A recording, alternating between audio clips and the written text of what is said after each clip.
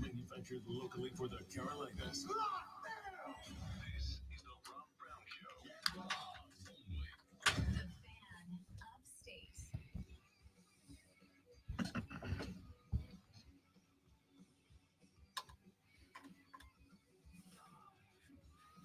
Good morning. You son of a. I can't even say hello first. You're like, no, let me get him out of the gate. Let me get him out of the gate. Good morning. Hello, upstate South Carolina. Hello, America. Hello, world. Happy Tuesday, day number 2 of your brand new morning drive show. It's the Rob Brown Show right here on the Fan Upstate. I am Rob Brown, the senior agitator in chief. On the other side of the metaphorical glass is the great one, the alpha and the omega of the Fan Upstate, the conductor of the symphony of sound that is the Rob Brown Show. He is hashtag DagKicks, Colonel Grudge, and of course, the owner of the best hair in radio, the great one, Lonzo, is here. So you just call me a senior, man. Senior is an executive level. Would you prefer executive agitator? Yeah, because senior implies old, which I am, but that doesn't mean you're allowed to say it. You know what? The fine listeners, you're in trouble because each morning we're going to wake up a little bit more and get used to it. And then it's going to get crazy. I gotta tell you, I don't hate myself as much this morning. I'm not saying everything's great. I am not, and let me emphasize, not a morning person. And it turns out that 2 days of the alarm going off at 4 a.m. has not changed that yet. Yeah, I am a morning person. So Lonzo comes in chipper as a freaking honeybee, man. He just smiles and bouncing off the wall. By Friday, it'll be like the old norm again. Oh, man. By Friday, I might stop hating myself. But, ladies and gentlemen, I make the sacrifice for you because I am a good person. And you were waiting for me to jump in there and say, yes, I figured yes, you might. Yes, you are. No, you I are a figured you'd say good the person. opposite. You, ladies and gentlemen of the upstate of South Carolina, deserve a sports talk radio morning show that leans on the sports and, helps you have a good time doing it. And that's what Lonzo and I are here for. Maybe we should start talking. Hey, good morning. How y'all doing today? It's a lovely day outside. It is not a lovely day outside because it's not day outside. I got up and I heard them deer jumping and thought, man, I don't want to go to work. If I could just be in that stand for just a little bit and I get me like a 12-point buck, it would be amazing. I'm not deer jerky it's like you got to chew on it a while, but it's tasty. I'm not going to let you take down the deer hunters. I'm not. I'm just saying that, that's what some other shows sound like. That's all. Ladies and gentlemen, speaking of shows, do we have one for you lined up today? Coming up on the radio broadcast today, we are going to ask the question, if I made you put a paycheck down on one remaining undefeated college football team to finish the regular season undefeated, which team would you select? Because I went through them after the show was over yesterday and came to the conclusion, I don't friggin' know. All right. I don't know. So I put together a list of the undefeateds that I think have the best chance to do so. Wow. And I'm going to give you a reason every one of them won't. Is there a lot of undefeateds? There's a solid few. I can think of a couple, but Georgia's undefeated. Florida State is undefeated. Washington's undefeated. USC is undefeated. Washington, Ohio State, Michigan, Texas, Oklahoma, all undefeated. I'm going to give you one big reason each of them will not finish undefeated, and we'll talk about that coming up later in the show. Then at 8:20 this morning, we will do your NFL power rankings for the week. Last night, the Seattle Seahawks knock off the New York Giants 24-3 or so, I am told, because I was asleep for it. How about that Drew Lock? How about Drew Lock? Got the dub. I just want to say real quick, that dude can zip the ball in there. I don't know what happened in Denver, but I can think of a lot of There's things a reason that why happened in Denver. There's a reason why Gino said, yeah, my leg's good. Yeah, I can play now, coach. I've only watched the highlights from this morning. I've got a DVR in the house. I'll check it out when I get home. I know I was still awake when Jamal Adams was forced to leave the field, and he was not happy. Not happy. The independent neurological analyst on the sideline, or whatever they're called nowadays, went up to Jamal. Head doctor. The head doc went up to Jamal after he took a Daniel Jones B strike to the head and was like, dude, you got to go in the back. You got to get the test. You got to tell us what day it is and how many fingers I'm holding up and who's the president and all that good stuff. And if you can get through that, we'll let you back. And he was not pleased by any of that. And then later on in the game, Gino had to back out too. Drew Lock ends up coming in. Gino wanted to fight. Gino was of a hot. What he called a dirty play. So yeah. Yeah, Gino was heated. The Giants in full-on meltdown mode right now. Full-on meltdown mode. There is it's mean, but at the same, because I've experienced this myself, when a short guy, in this case a coach, is looking up at a really tall guy and just giving him the business, in this case Daniel Jones, it's comical. It really is. I've had a program director who was like that one time. He's like, he might as well have been 4 foot tall, just screaming at me from way down there. And that always reminds me of that. And just the look on Daniel Jones' face, like, I'm doing my best, coach. We are going to talk NFL power rankings coming up at 8:20. We've got some overreaction or make sense coming your way later in the show. By the way, really quick, we're live on Facebook, YouTube, Twitch, and the X. And Joe, it is a really big shoe. Joe said, all rise, the Rob Brown shoe is on the air. And then he corrected it, Joe, but I respect that. Brandon Smith said Daniel Jones is one of the least paid quarterbacks in the league, though, right? They just showed a stat up on the 4-letter. So that makes it okay that he's not good and that his coach is yelling at him and stuff because he doesn't get paid much. You don't get, you know what? I don't get paid much either. And little guy yelling at me is never a good time. What happened this weekend? Well, this weekend. What happened last night? I'm not putting what the Giants are going through on Daniel Jones.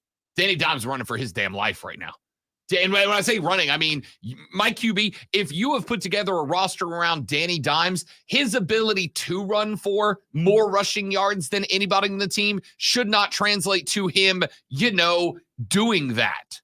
He should not be having to scramble for 60 yards a game because those 60 yards that he's picking up on the ground are not because they're running excellent designed runs for Danny Dimes. They're run because he's sitting in the pocket for 4 or 5 seconds. Nobody gets open. And Daniel Jones is like, oh God, and taking off.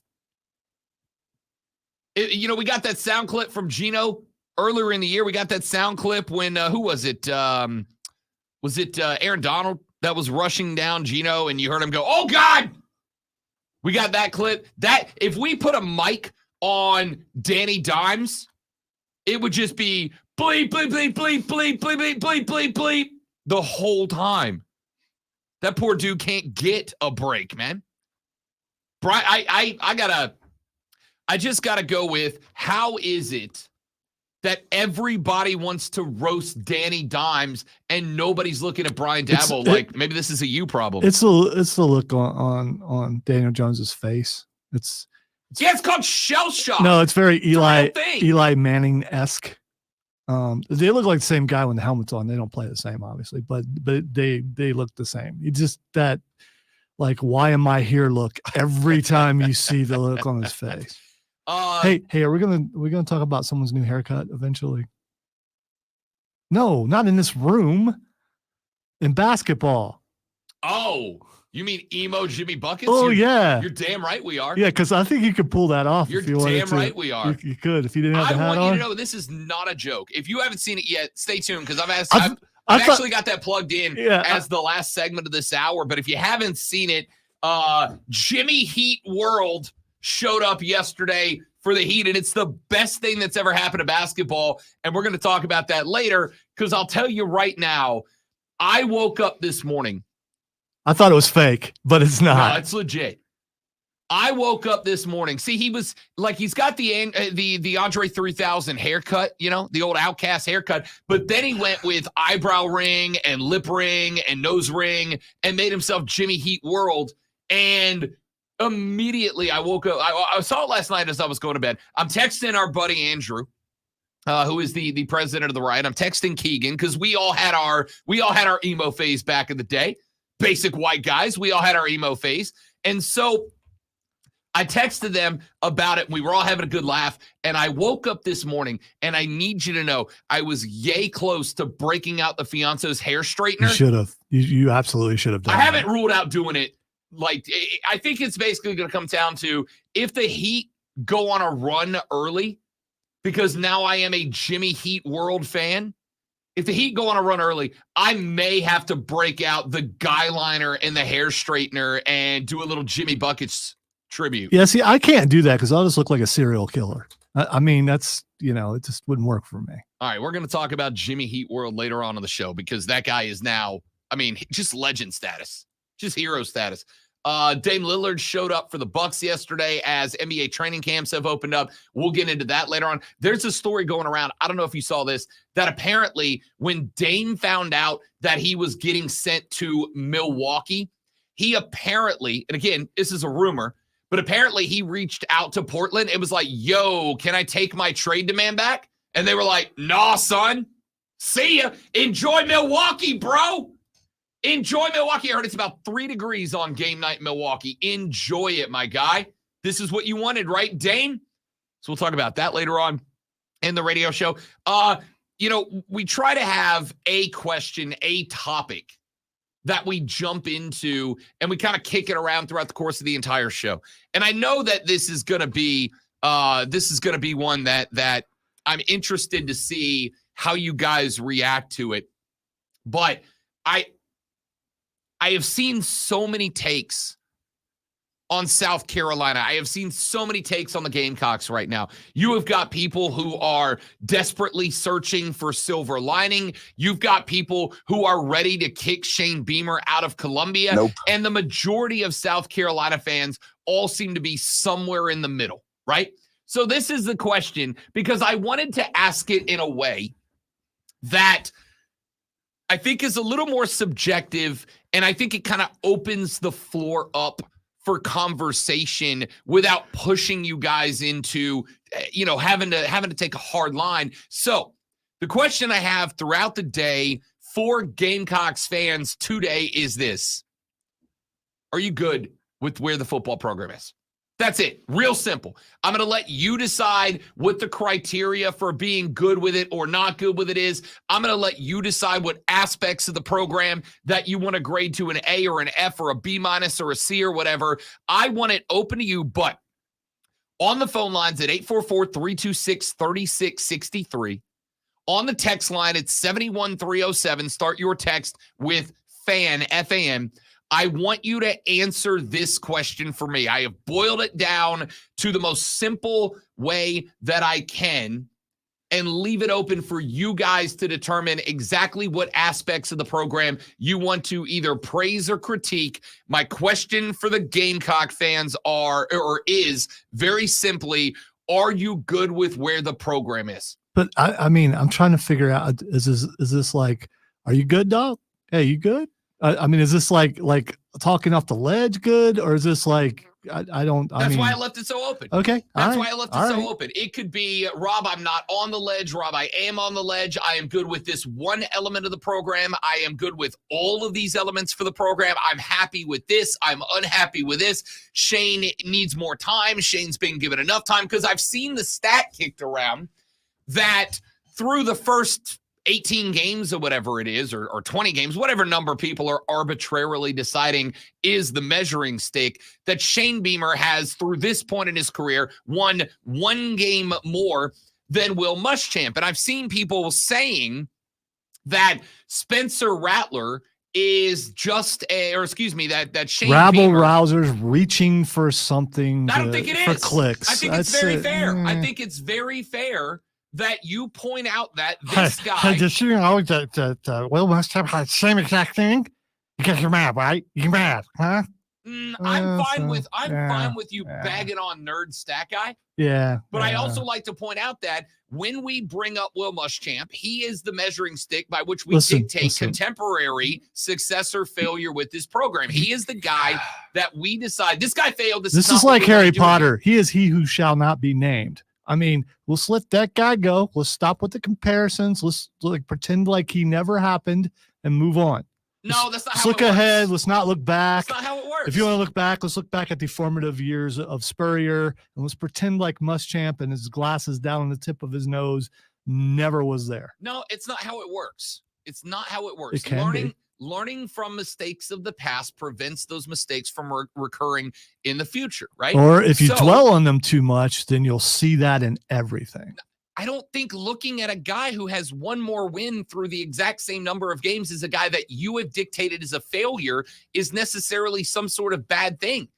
I look at shows. He said you, he didn't mean me. I have looked at, on the weekly shows that I have done in the past that I both say that was a good show, that was a bad show. And I go, what can I learn from the bad show so that I don't repeat that? And what can I say I did excellently from the good show so that I can repeat that? I don't think it's a bad thing to look back because I think it's fair to compare Shane Beamer to Steve Spurrier as well and go, where was Spurrier?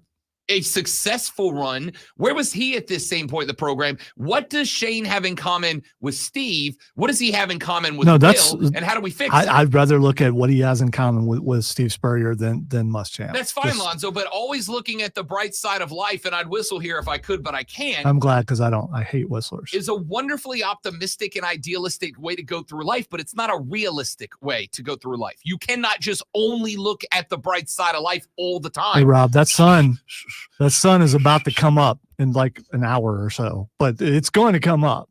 I know it is. Yes. But that's not an optimistic way of looking at it. That's a realistic way of looking at it, right? The sun has come up every day. And a realistic way of looking at the Gamecocks is that Shane Beamer is a better coach than Muschamp.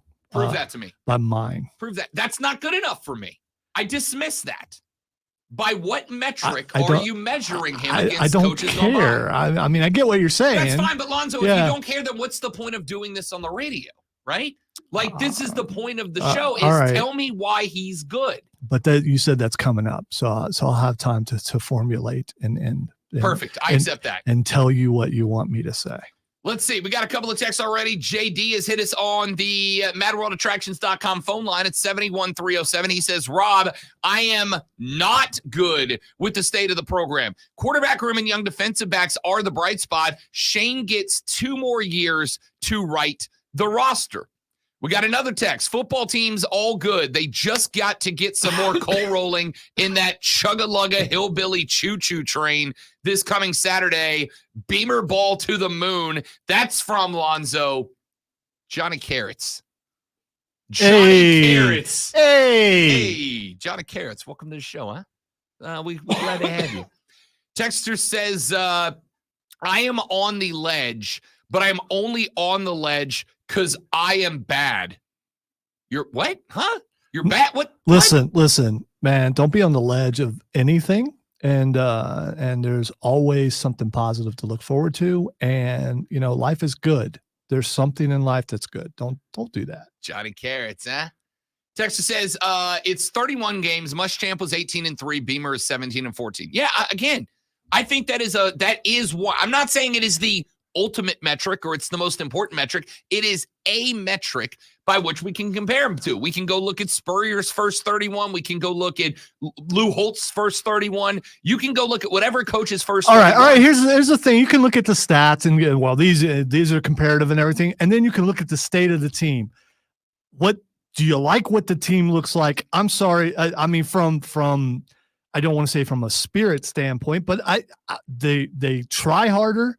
They look like they want to be out there. There are things that a Muschamp team would watch guys run by.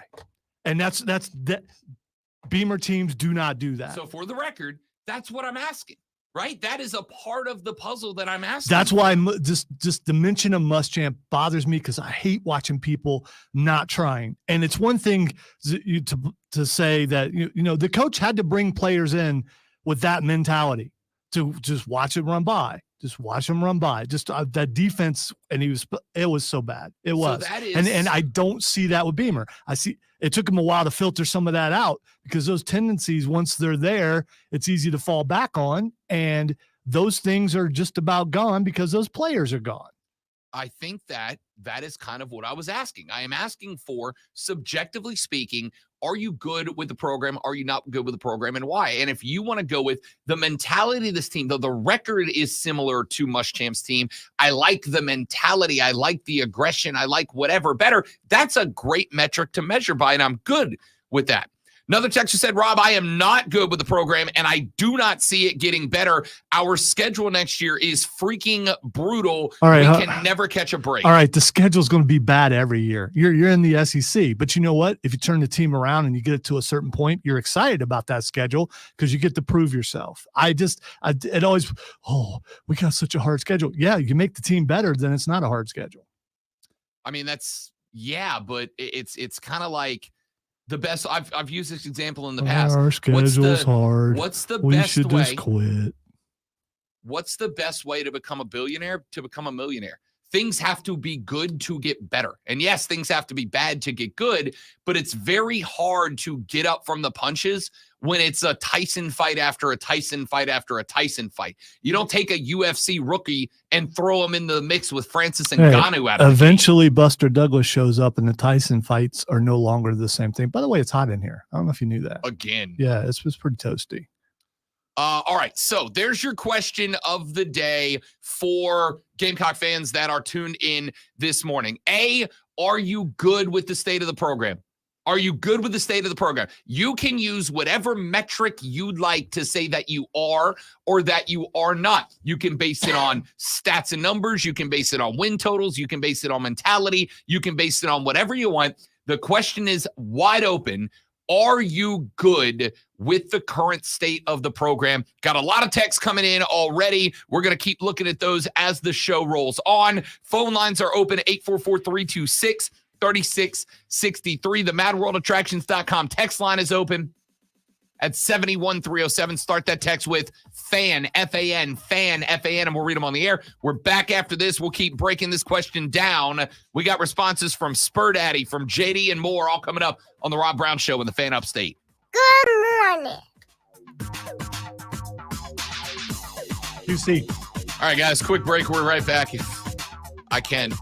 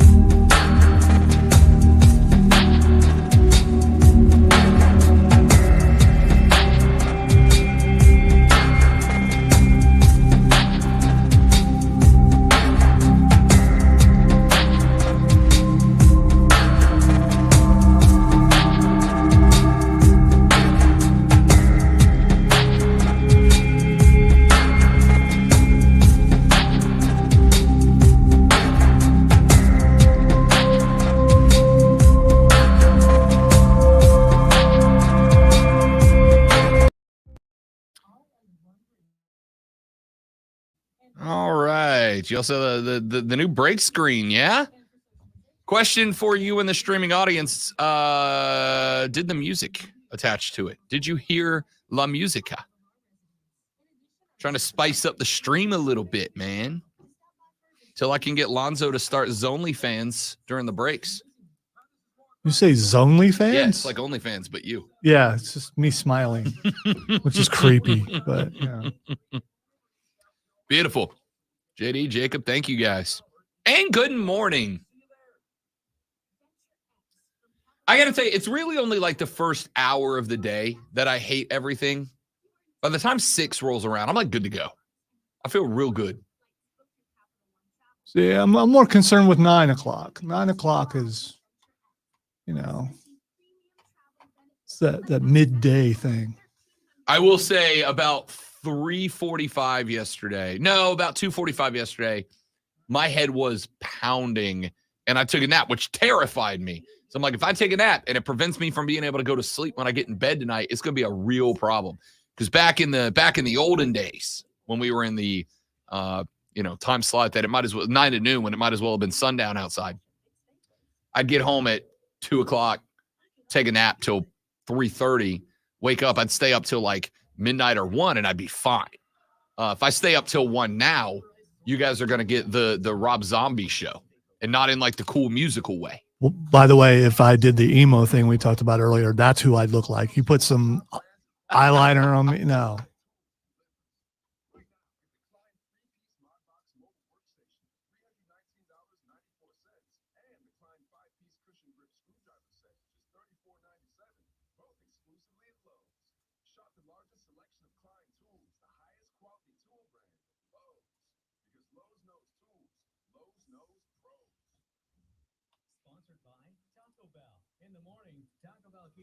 Not where the next break.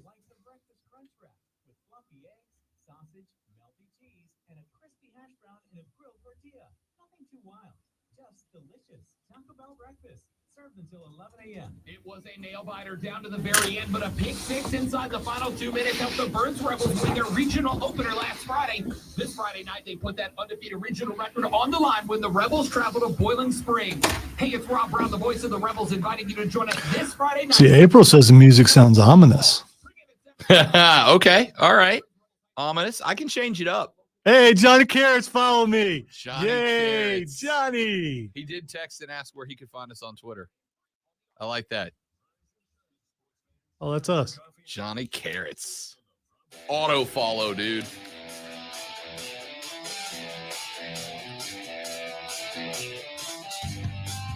So the question we threw out there, are you good, Gamecocks, with the current state of the program? Now, you can use whatever metric you'd like to answer that question.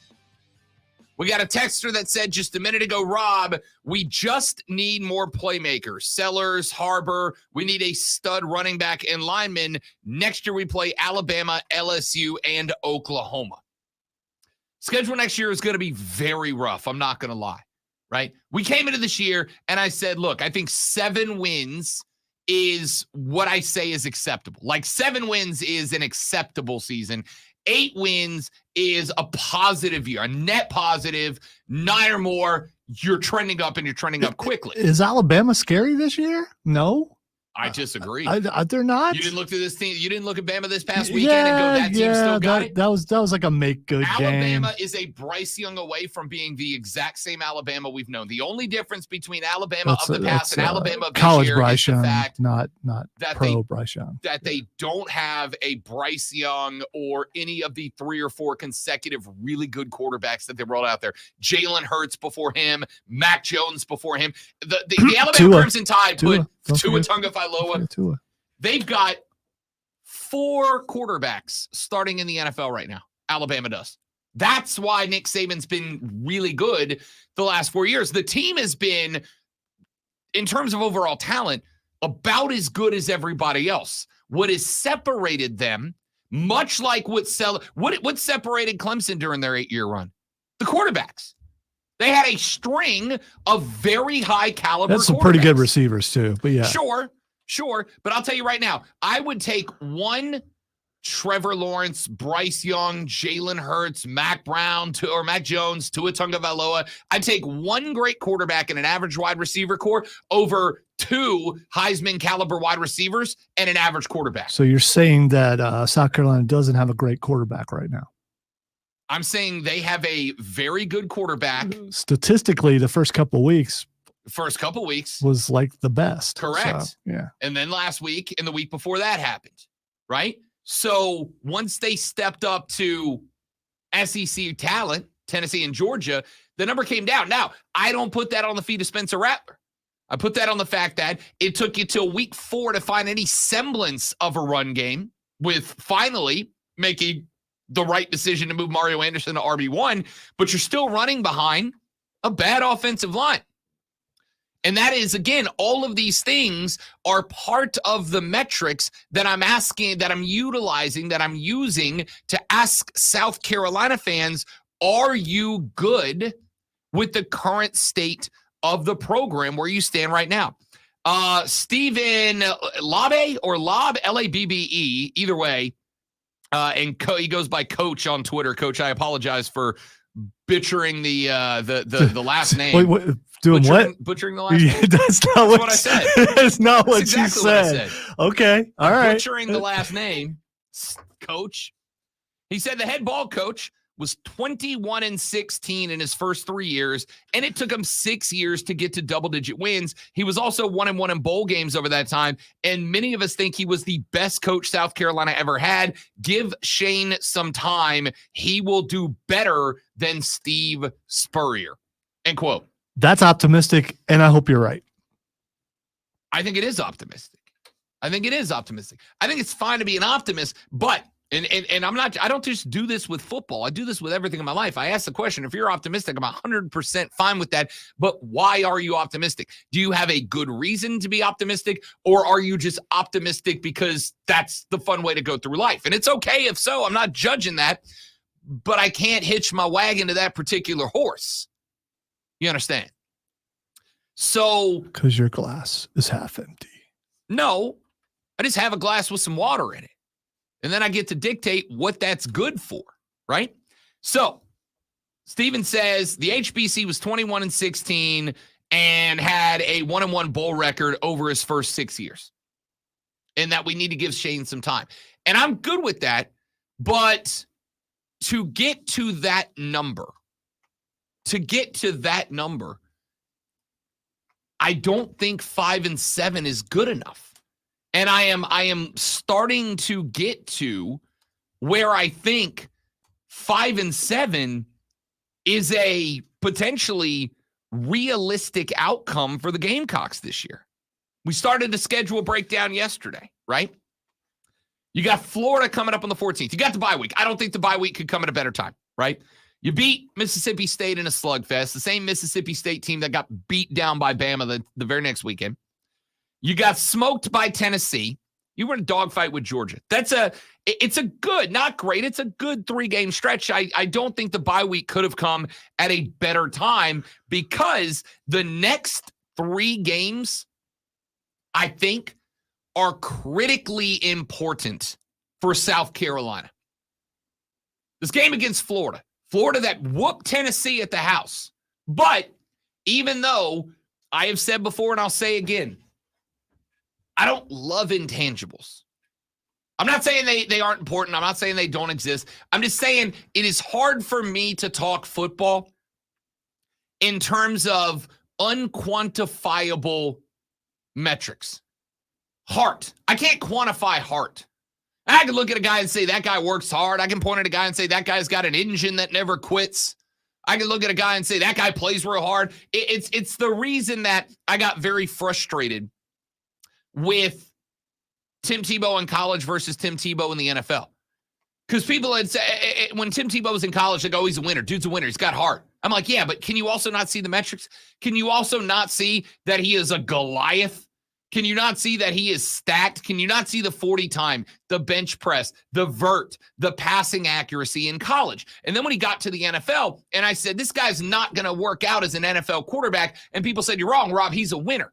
And I said, right, but can you not see the passing mechanics? Can you not see that he takes a third of a second longer to get the ball out than other quarterbacks? Can you not see that he tries to tuck and run a half second earlier than any other successful quarterback in the league? These are quantifiable metrics. I can point and say there's a 0.5 second difference, which in quarterback times is half a lifetime. There's a 0.5 second difference between when Tebow tucks and runs versus when Russell Wilson tucks and runs. It's a it's a huge difference. That's a gulf of difference. Can you not see the delivery time? When he drops that ball down to his hip before he comes over the top, that adds a third of a second in delivery time. That's a gulf of time in quarterback time. I can quantify the reasons that I don't think this guy is going to make it in the NFL. And those ultimately, in my opinion, ended up dooming him. I can't quantify he's a winner. He works hard. So I don't love the intangibles, but I kind of think it's hard to argue at this point that there's something about Gainesville that is the kryptonite to Tennessee's Superman. There's something about playing in the swamp that prevents Tennessee from being able to win. That Tennessee team is good. It's good. It's real good. They're going to drop a few because they're not what they were last year with Hendon Hooker. But they're 4-1. Their only loss is on the road at Florida, a place that has been very difficult for them. I think Tennessee's going to beat Texas A&M on the 14th. I think they're going to be in a dogfight with Bama on the 21st. I think they can beat Kentucky, UConn, Mizzou. I think they are the only threat remaining to the Georgia Bulldogs, and they'll beat Vanderbilt. Tennessee may very well be one game, one L, the Georgia L away from representing the SEC East. That's a good team. But Florida, I think you got to beat Florida, right? I think you got to beat Florida. Mizzou, we talked about them. They're the bugaboo. I went from Mizzou's a win to I don't think Mizzou's a win on the road. I think if this game's in this Columbia, I got a little bit better feeling, but it's in that Columbia. That's a problem. Texas A&M is a problem. They are scoring more points, and they have a better organized offense than I thought they would. Jacksonville State and Vandy should both be wins.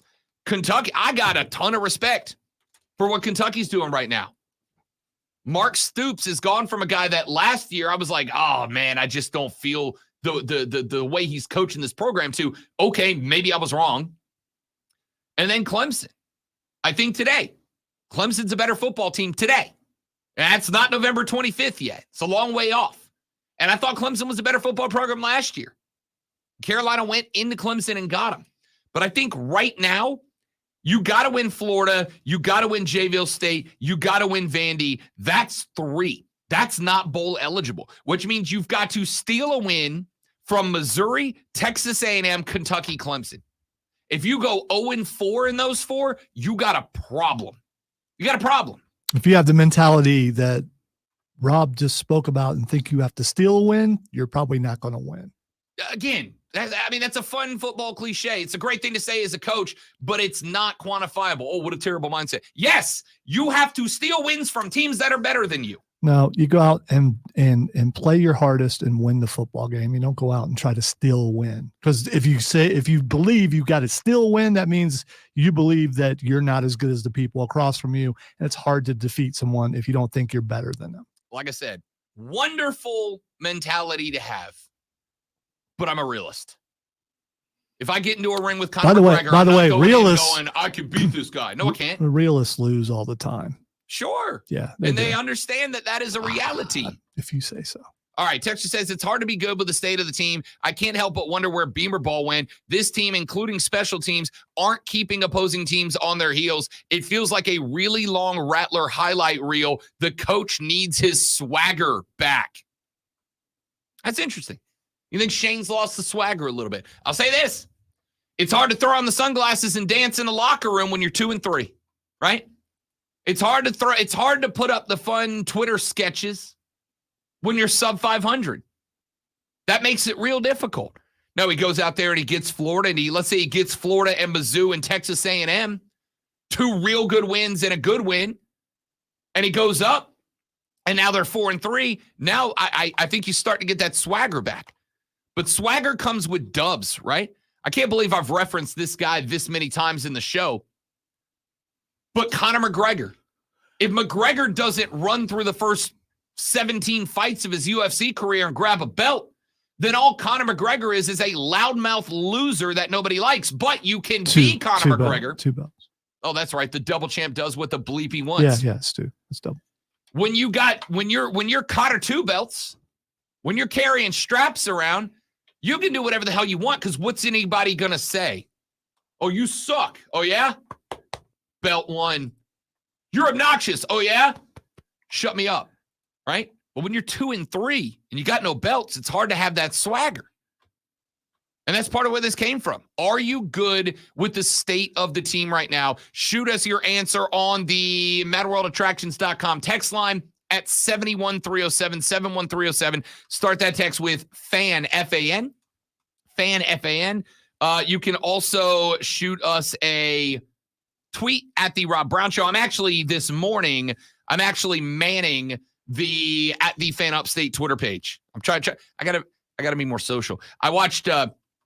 We got this yesterday. The Charlotte Hornets have just signed a endorsement deal with Mr. Beast, the YouTube influencer. Alonzo, we got to be better influencers, man. We got to be better influencers so one day we can get the Rob Brown Show badge on the Hornets unis. I feel like we can pull it off, right? We'll get there one day. Have you seen what he looks like? I don't know. I mean, if I handed out $1 million a week, I'd probably be more popular too. More than likely. I'm guessing that we're not going to do that, though. If I had $1 million, I wouldn't do it. All right? I thought you were going to start singing that song. If I had Bare Naked Ladies, right?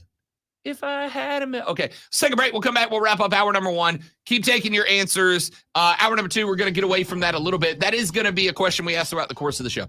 Hour number 2, we're going to do a little Overreactor Makes Sense. We're going to give you some NFL Power Rankings. That's all coming up as the morning show rolls on. I am Rob Brown. He is the great Malonzo. The Rob Brown Show rolls on. This is the Fan Upstate. I won't. All right, guys. Another live read, and then we're right back. Don't go anywhere.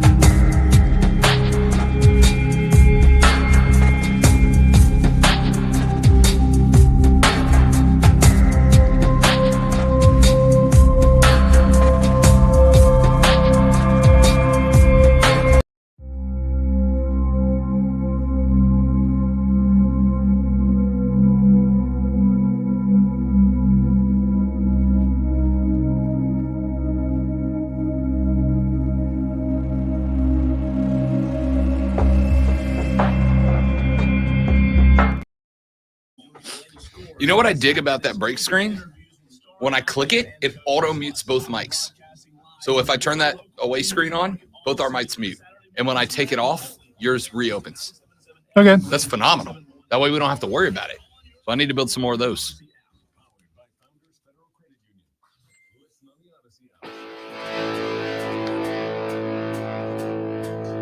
The Rob Brown Show rolls on. Happy Tuesday morning, ladies and gentlemen. Robin the Great One Lonzo with you. Behind the ropes, joining us on YouTube. So is James, Jesse, JD, April, Spur Daddy, Trey, Jacob, everybody up in here. P Digits, Brandon, hit us up. Facebook.com/TheFanUpstate, Twitter.com/TheFanUpstate. Go to YouTube, search and subscribe to The Fan Upstate or The Rob Brown Show on Twitch. All the different ways for you to watch and interact with the stream. You get to go behind the scenes, have conversations with Lonzo and I off the air that we don't have on it and sometimes do. Check out the live stream. It is up all 4 hours, all 5 days of the week, every single day, unless we don't want to. But it's pretty much up every day. So join us there. All right. So we'll kind of put for now, a bow on this conversation. We have asked you, Gamecock fans, are you good with the state of the program? Are you good with where your entire program is right now? And you can use whatever metric that you would like to use to grade it. You can talk about coaching and compare old coaching to new coaching to old coaching. You can talk about players. You can talk about talent, quality of recruits, quality of recruiting, whatever you'd like to use as your metric, as your reasoning. Are you good with the current state of the program? We got another text into the madworldattractions.com text line at 71307. 71307 says, Rob, I'm disappointed with the Gamecock defense so far. The team as a whole is dealing with a lot of injuries and has a ways to go. The bye week will do a lot of good, I think. Clayton White has to be on the hot seat if we come out of the bye week looking the same defensively. And yeah, listen, I think it's obviously a factor that has to be discussed, right? You absolutely do have to talk about the fact that there have been a lot of injuries, that these injuries are problematic, that these injuries are causing a lack of depth that you would like to be able to lean on in big game situations. But is that what we want to hang on to? Is that the thing? Is that the reason that we are here? Or is that just kind of part of the conversation? And I think it's a very fair conversation to be had. So that's the easy question or an easy answer to a complicated question of where are you right now? Brandon tweets into the show. He said, folks need to really calm it down with comparison of Muschamp and Beamer's first 3 years. It's a dumbass conversation. Beamer took over a much worse program. It's not even close. Muschamp came in with tons of talent. Beamer did not. The only reason Champ had talent was because of the previous staff. The popularity Spurrier brought to the program was still very high, even though he quit. Muschamp burned that program to the ground. Beamer had built the culture back up and is bringing in the talent to match. Not even fair to compare the two, end quote. I think that's fair too. So I think that's very fair. I think when Spurrier left the program, I think that's very well written. I do too. And I absolutely agree. I do too. I think the different spots, and this is why it's interesting. Muschamp took over a very different program when he came in. Despite the fact that I think I thought it was an atrocious hire at the start. I was down in Florida at the time. I was nowhere near the South Carolina Gamecock program, but I was near the Florida program. I was covering the Gators in depth. And when they hired that job, when they hired Will Muschamp, I asked on the air multiple times, why would you hire a retread coach who, and don't take this the wrong way. I think it was true then. It may still be true now. But why would you hire a retread coach who failed at a program that is bigger, better, and more lucrative than yours, right? If he couldn't do it in Gainesville, Florida, a program that just a couple of years before that had been on top of the damn world, had more money coming in, was spending more money on the program, on recruiting, etc.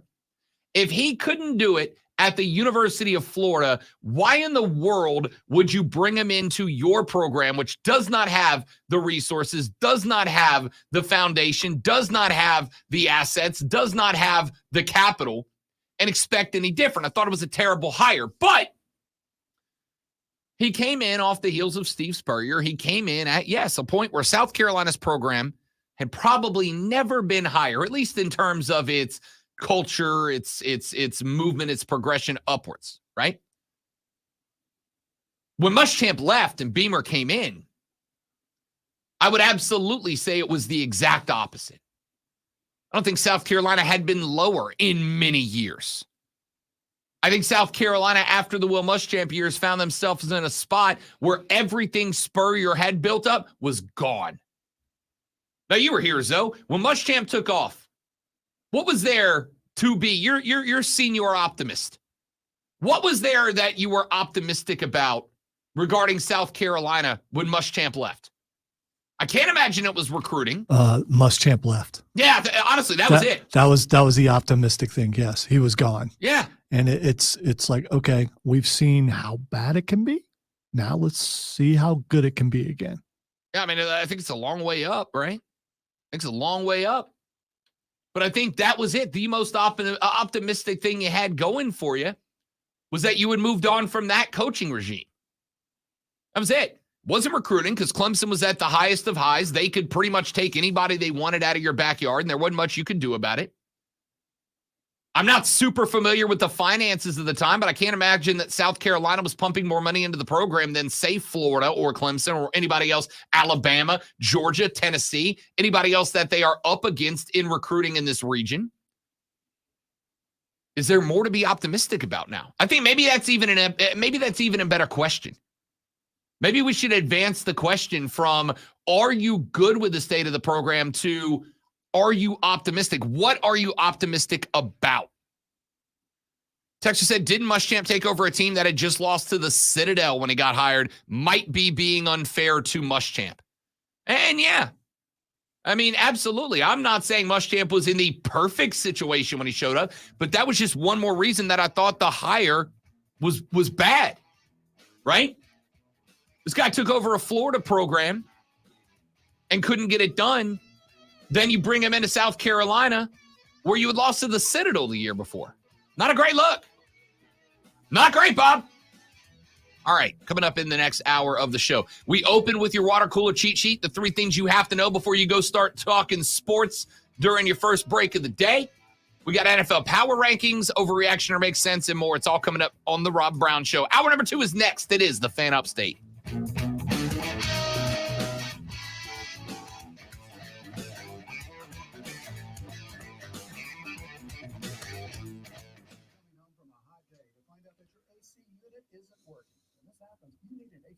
Company you can trust. A company like Priority Heating and Air. Their HVAC specialist will give your system a thorough checkup. And if you need a new unit, Priority Heating and Air is a proud distributor of the Coleman line of HVAC systems. So keep your family or business cool this summer and give Priority Heating and Air a call today at 591-1847 or find them online at PriorityHeatingandAirHVAC.com. Priority Heating and Air.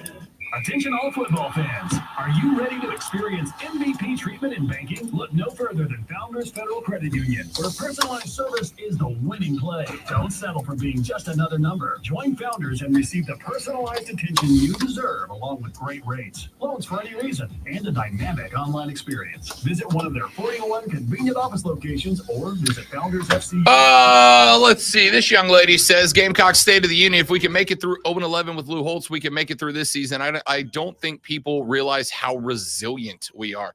I'll tell you this, as a Saints fan, I understand very much what that's like, to just constantly be beaten down and come back for more. And you cannot win without that attitude. If the Saints didn't have that attitude, they wouldn't have swung for the fences with Peyton and Breeze, and we wouldn't have a Super Bowl to be credited for it.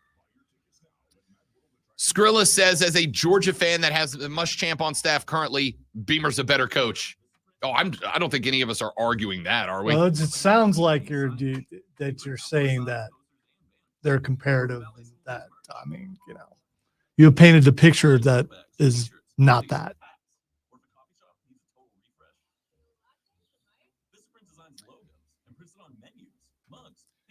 I would absolutely say you've got to be more excited about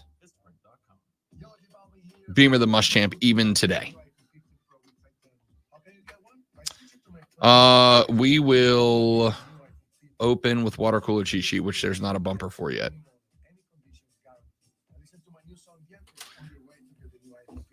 Don't miss out. Switch to my plan from Verizon today. It's your Verizon. $999.99, 128 gigabyte home device given purchase or no retail purchase with new smartphone line and unlimited ultimate line required. Less $1,000 trade-in or promo credit applied over 36 months. Promo credit ends. Eligibility requirements no longer met. 0% APR. It was a nail biter down to the very end, but a pick six inside the final 2 minutes at the Burns. A lot of promotion for the Burns Rebels today. Love to hear that. Undefeated regional record on the line when the Rebels travel to Boiling Springs. Hey, it's Rob Brown, the voice of the Rebels, inviting you to join us this Friday night for Burns Rebels High School football. Pregame at 7, kickoff at 7:30. It's Burns Rebels High School football, powered by your local Eagles Market and Founders Federal Credit Union on the Fan Upstate. 97.1 Spartanburg, 97.7 Greenville, and free on the Odyssey app.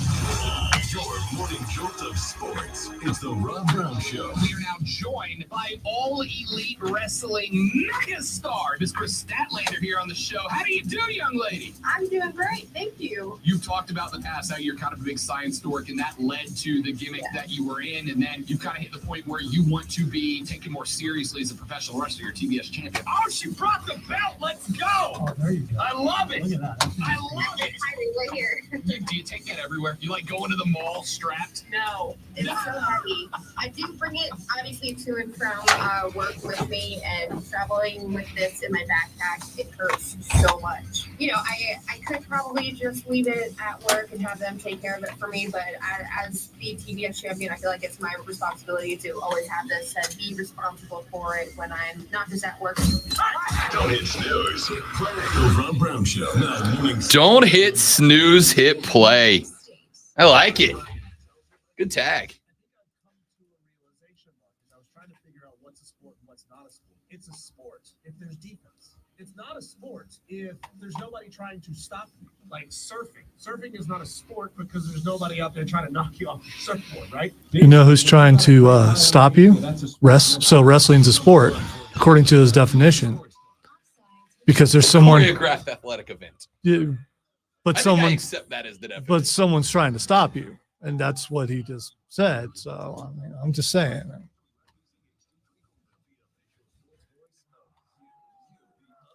Bum bum.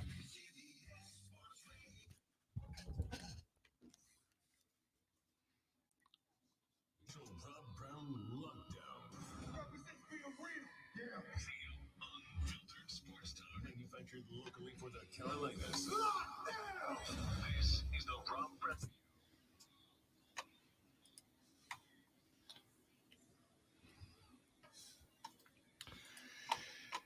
And away we go, our numero dos, ladies and gentlemen. This is the Rob Brown Show. This is the Fan Upstate. How do you do?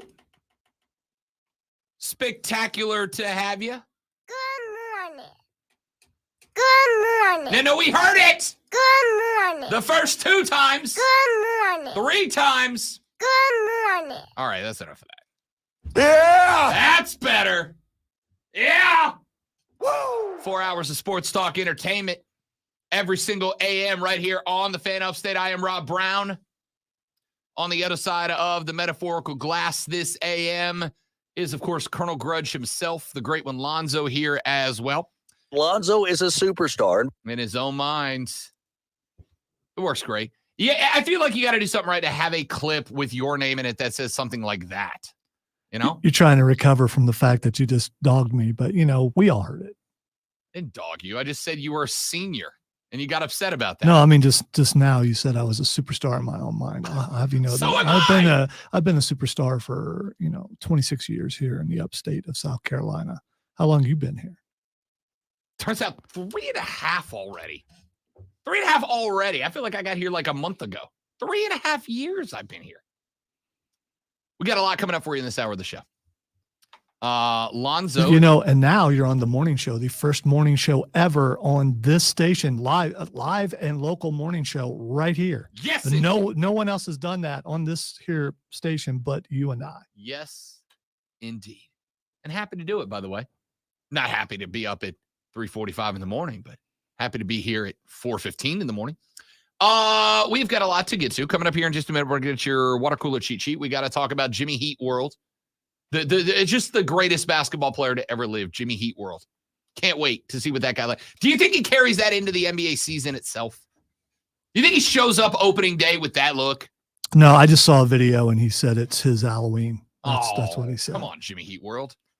I need my first ever pure emo basketball. All right. Think about when we did photos for the station and you and I came with a bunch of props and things and we killed it and had a blast.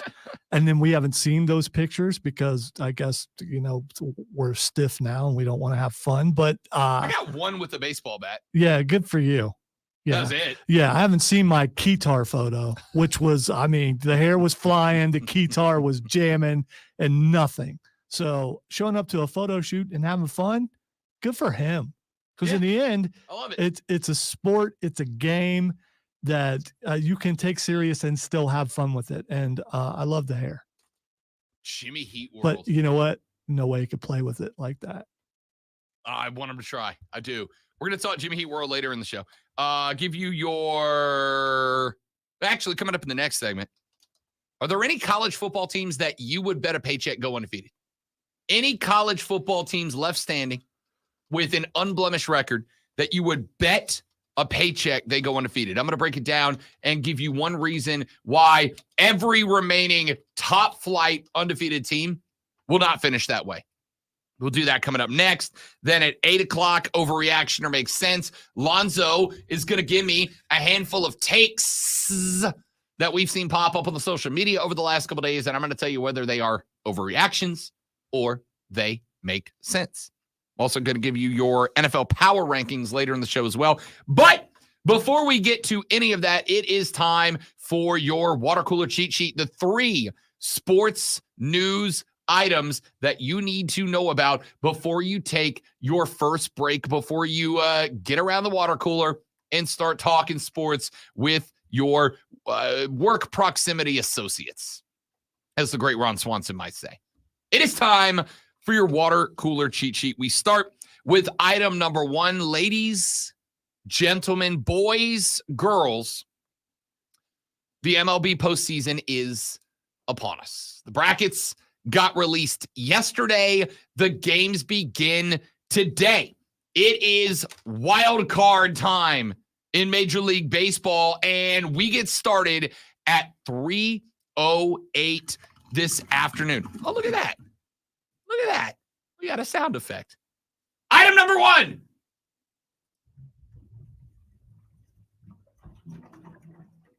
How we feel about that, Lonzo?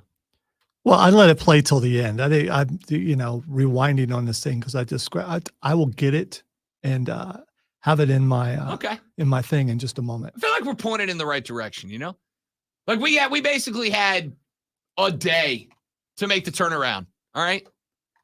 We didn't have a lot of time to make the turnaround. We're going to get there. We're going to get there. All right. Water cooler item number 1.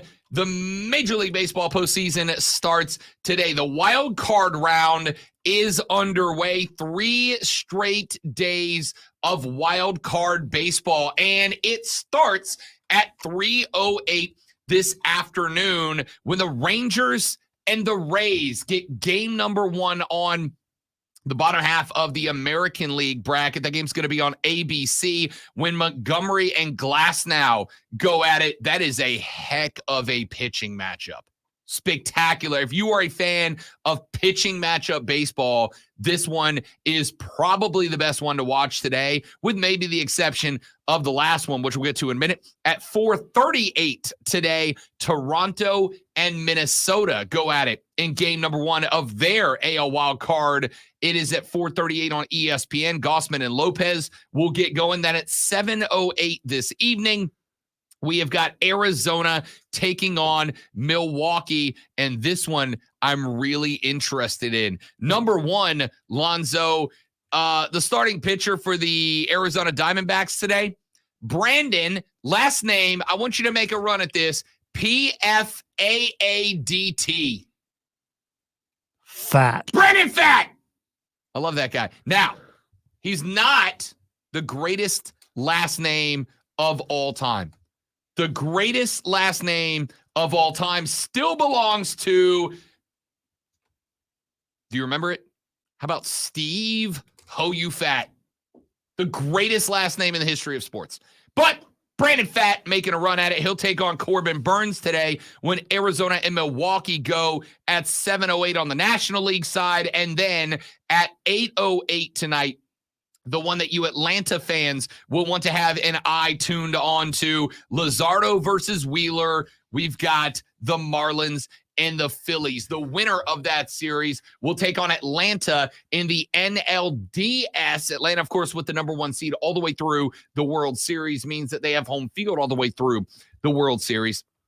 But Texas at Tampa at 3:08 on ABC, on ESPN Toronto and Minnesota, on ESPN The Deuce, Arizona and Milwaukee, and then Miami at Philly wraps this all up on ESPN tonight. We will replicate those times tomorrow in games number 2, the exact same games in the exact same order. That will be true on October 5th. That is Thursday. If any of these series need to go to a game 3, those game 3s will take place at those same times on Thursday. Major League Baseball playoffs are here. And, this is interesting because Lonzo and I, for those of you that are joining us for the first time in this time slot, we had a conversation back in August, I think, where I asked the question of the great one.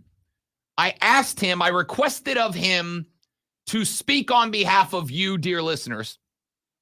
What percentage of the show should we dedicate to baseball? Particularly now that we are in the postseason.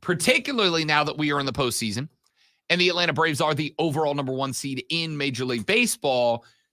What percentage of the show should we dictate to baseball? 10%, 15, 25, 0? How much baseball in the postseason while we are in the land of college and pro football? How much baseball talk a week? I did the math, Lonzo. With a 4-hour show, we have 60 segments a week. 60 segments a week that we do on the show. How many of them should be baseball? 1, 3, 9, 0? In my opinion, this spot right here is the perfect place to recap baseball. So a third of one. That's just my opinion. Item number 2 on your water cooler sheet is, ladies and gentlemen, another baseball story. 2/3 of one segment, but I actually have a Suddenly, point. I have to tinkle. Wait, you got it. You got to give me a setup. Where is it? I lost it. Yeah, I've had that up for you for, the But entire how you show. guys say it politely? I want to take a tinkle. I went to take a tinkle. It came back. That's polite, right? Tinkles. I went to take a tinkle. It went back. Loses its impact when I'm slow on the button like that. Slow on the draw. That's all good. That's all right. Item number 2, Phil Nevin was the manager of the LA Angels of Anaheim. Phil Nevin is no longer the manager of the LA Angels of Anaheim. The team released a statement yesterday saying that they have separated after a 73-89 season. The Angels did not even schedule an end of the season news conference with general manager Perry Manassian. They just let the guy go, and that was it. That's it. Goodbye.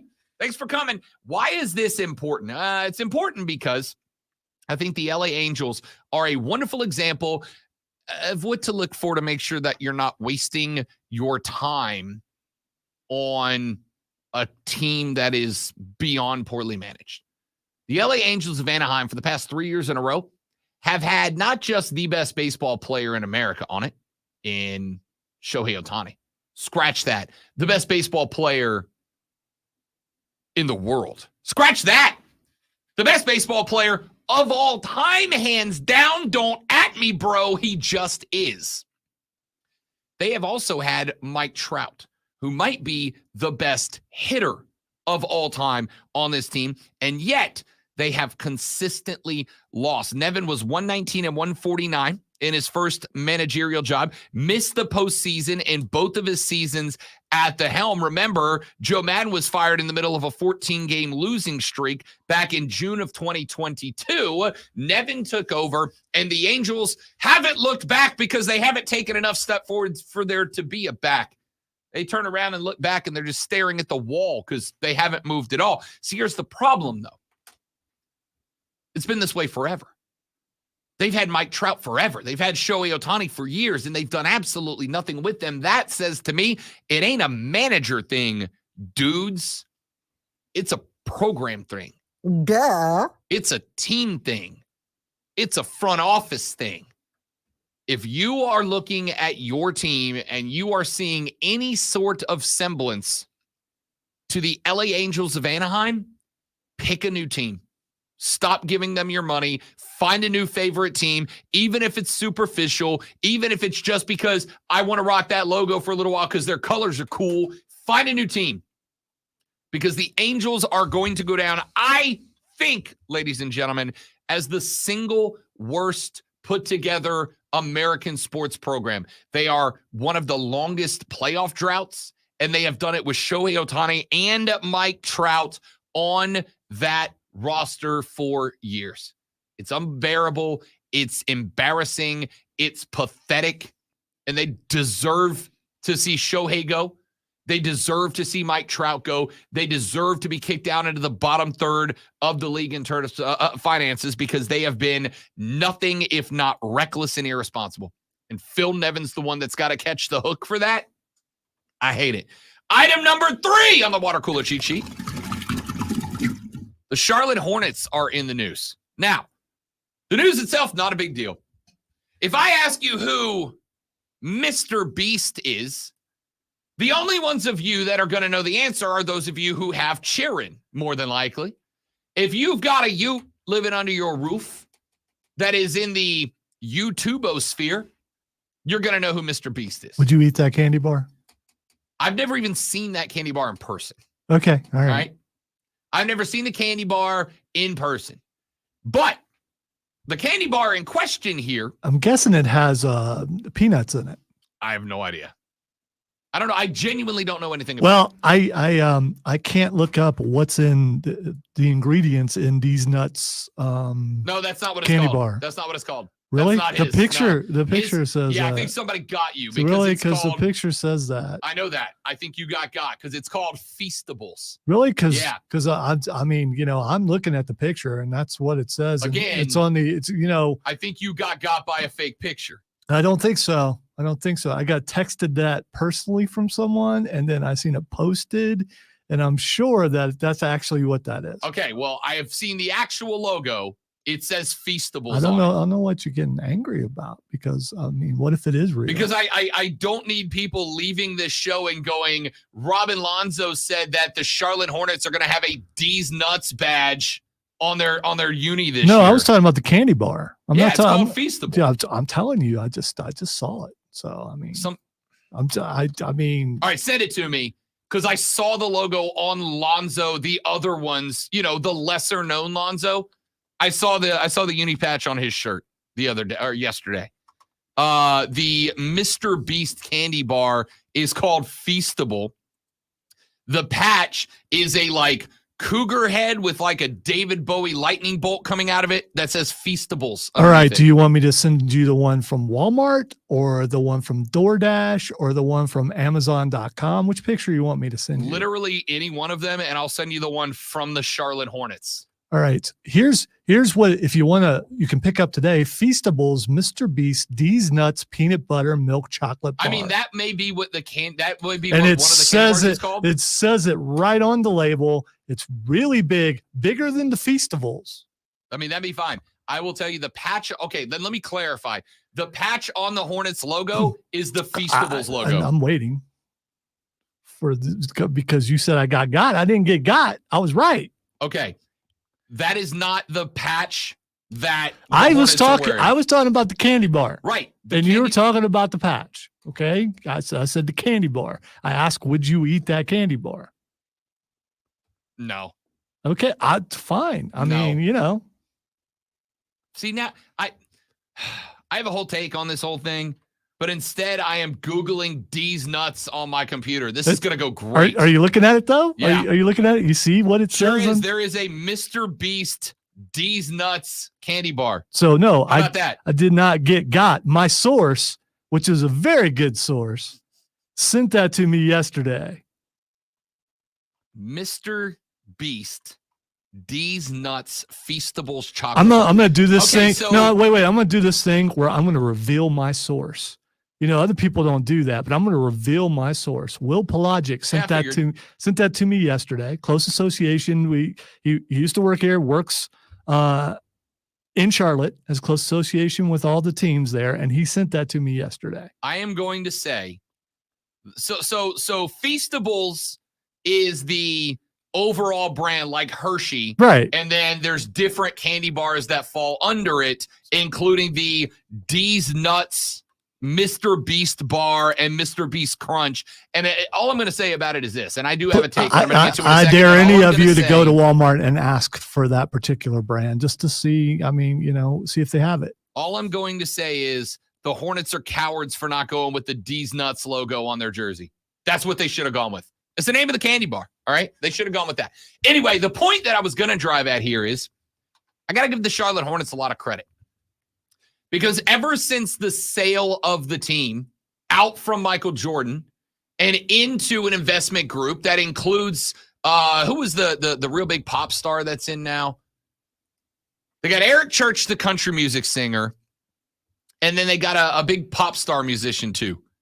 Who was it? Do you remember? I don't remember off the top of my head. Yeah, because J. Cole. I was J. Cole. going to say, you look at me and think, Yeah. wow, that guy knows That guy everything knows about pop music. Yeah. J. Cole and Eric Church, amongst others. The Hornets have done a great job. I was in Charlotte for the ACC Media Days. I saw, pardon the expression, buzz about the team around the town. And now they've partnered up with who I think is YouTube's OG big-time influencer, right? If you don't know who Mr. Beast is, don't worry. You're not alone. Most of us don't. But if you got a cheering, I knew who he was. right? so, But you do this stuff for a living. Yeah. Well, no, it's just he shows up on my X feed all the time, and yeah. So If you got if you host a pop culture show for nerds, or you got a Ute under your household, oh yeah, I forgot about that. you know who Mr. Beast is. Now, it doesn't matter if you do or don't. What matters is the Utes do. They know who Mr. Beast is. If your kid's got YouTube, he's aware of Mr. Beast. Mr. Beast does this stuff on YouTube where, like, he brings a bunch of people in, they play games, and he gives away tens of thousands of dollars at a time. I saw one the other day where he invites a guy to live in a house that has a circle drawn around it. And the rule is he can't leave the house for, I think, like 6 months. And if he stays inside that circle for 6 months, he wins $1 million. But he then screws with the guy. Like, he gets progressively worse. Like, he starts by hiring a marching band to do a concert on the lawn at 2 a.m. And then by the end of it, he literally brings in a wrecking ball, and he destroys half the house. And so the last 2 days, this guy's got to live in effectively half a house in the rain to finish it up to make the $1 million. It's just goofy, fun stuff, right? Just goofy, fun stuff. But he's amassed a following in the millions upon millions of YouTube people, our kids, right? So now, and this is what I love. I told you yesterday, alternate broadcasts are great. Why? Because you're expanding the audience to people that might otherwise not have been interested. Now, who's one of the biggest supporters of the Charlotte Hornets in the game right now? One of the biggest YouTubers in the game right now. One of the most popular online personalities in the game right now, Mr. Beast, is now going to be pimping the Charlotte Hornets along with D's Nuts on the internet. And I think that's spectacular because the Hornets can only go so far in capturing the adult audience of this area, right? Can only go so far. You can bring in J. Cole, you can bring in Eric Church, you can bring in all these celebrities, but at the end of the day, while North Carolina is a basketball state, Charlotte is a growing city that has a wide net, a wide demographic. And so with that growing wide demographic, people move to Charlotte, but they've already got a basketball team, or people are already in Charlotte, and you can only grow that demo so much. So what's the way to grow your fan base? To get the next generation of fans before they pick a team. See, because you might have a kid that's 5 or 6 years old. You might have a kid who's 6, 7 years old, and dad's a big Knicks fan or mom's a big Lakers fan, but they see Mr. Beast filming videos inside of the Charlotte Hornets organization. They see Mr. Beast on the YouTubes rocking a Charlotte Hornets starter jacket. They see Mr. Beast on YouTube doing skits with Lonzo Ball. They see Mr. Beast as a Charlotte fan, and while dad might be a Knicks fan and mom might be a Lakers fan, Mr. Beast is a Hornets fan. You are wrangling up the youth of not just Charlotte, but the country by having one of the most notorious YouTubers in the game in the back pocket of your team. This is a brilliant business move. Brilliant move. Because while people like me are going to look and go, I don't know what a Feastable is. I also don't care. I'm not going to turn off the Hornets because of a Feastable logo. But my nephew does. My little cousins do. They know who Mr. Beast is. They watch all his videos. They subscribe. They follow him as an influencer. And now he's pimping the Hornets for you? That's a good move, dude. A good move. Let's take a break.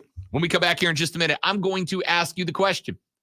What undefeated college football team as of right now would you put a paycheck on to stay undefeated throughout the regular season?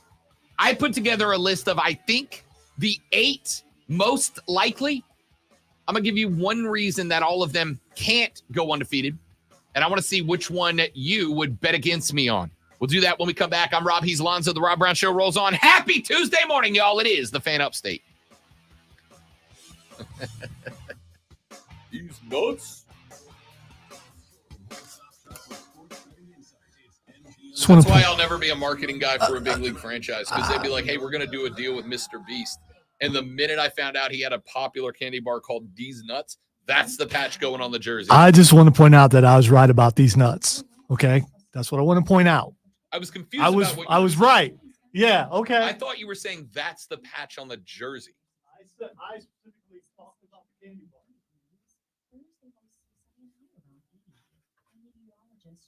All right, guys, give me 30 seconds.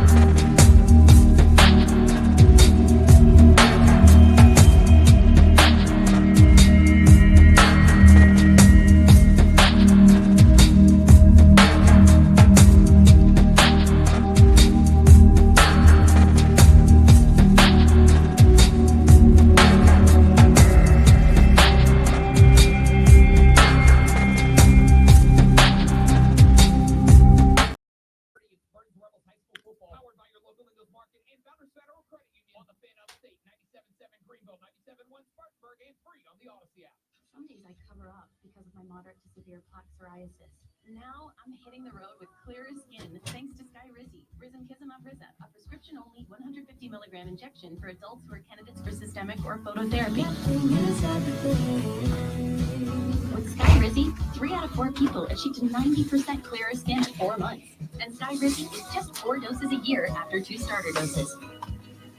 Don't use if allergic to Skyrizi. Serious allergic reactions and an increased risk of infections or lower ability to fight them may occur. Before treatment, your doctor should check for infection and tuberculosis. Tell your doctor if you have an infection or symptoms such as fever, sweats, chills, muscle aches, or cough, or if you plan to or recently received a vaccine. Thanks to Skyrizi, there's nothing on my skin, and that means everything. Ask your doctor today about Skyrizi, the #1 dermatologist prescribed biologic in psoriasis, and visit skyrizi.com or call 1-866-SKY. Mad Chatter, we are now up always this early, as this is our new time slot, officially. provides 24/7 compassionate support and connection to trained counselors. Some point I need to make a time-lapse video of the sun coming up over the show. Connected to trained counselors who will listen Since we start in the dark, provide support and connect you to but we do not end that way. if needed. There is hope. The Lifeline works. You are not alone. For 24/7 support, just call, text, or chat 988. Sponsored by Publix Supermarkets. Ready to work for a company that cares? Apply to work at Publix. They're a supermarket that truly cares about their community and associates. Apply today at apply.publix.jobs. Publix is proud to be an equal opportunity employer, committed to a diverse workforce. It was a nail-biter down to the very end, but a pick six inside the final 2 minutes helped the Burns Rebels win their regional opener last Friday. This Friday night, they put that undefeated regional record on the line when the Rebels travel to Boiling Springs. Hey, it's Rob Brown, the voice of the Rebels, inviting you to... You ever been to Brasstown Falls? Burns Rebels High School football. Nope. 7 kickoff at 7:30. It's Burns Rebels High School football, powered by your local Eagles Market and Founders Federal Credit Union on the Fan Upstate. Oconee? 97.7 Greenville. I've been to Oconee County before. Yeah. Am I saying that right? Yes, you are.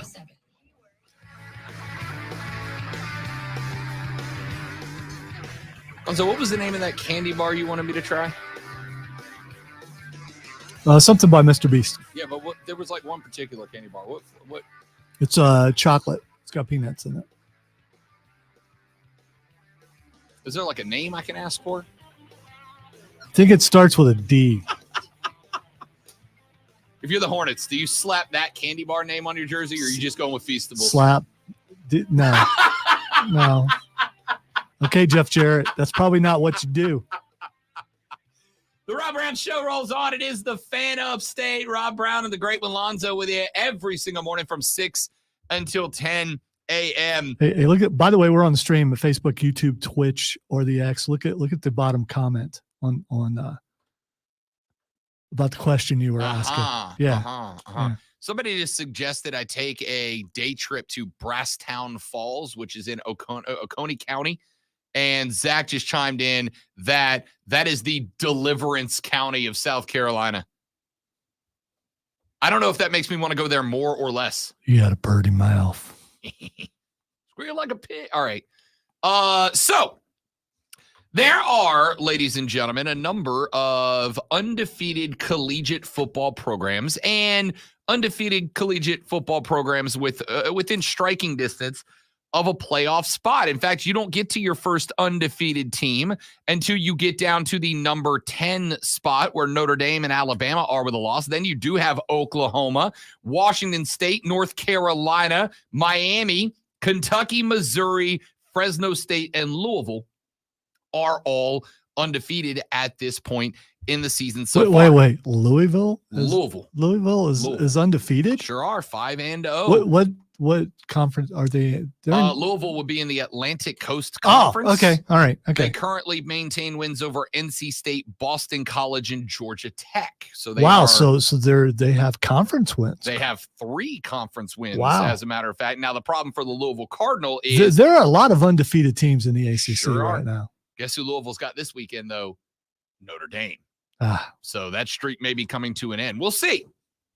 But I wanted to take a look at the uppermost undefeated teams and see if there are any of those that you would put a paycheck on remaining undefeated at the conclusion of the year. So let's take a look. And I was going to say at the top 10, but let's say the top 10 undefeated teams. Let's start with North Carolina, who currently checks in at number 14. Now, they had a big win over Pitt this past weekend, 41-24. They've also got wins over Minnesota, Appalachian State, and, of course, South Carolina back in the beginning of the year. They have Syracuse this weekend. Syracuse just fell from the ranks of the unbeaten at the hands of the Clemson Tigers. I like that. How about North Carolina? I don't think North Carolina is a big leap as a potential undefeated team. They've got Syracuse, then they've got Miami coming to town. Now, Miami is another team that is currently undefeated.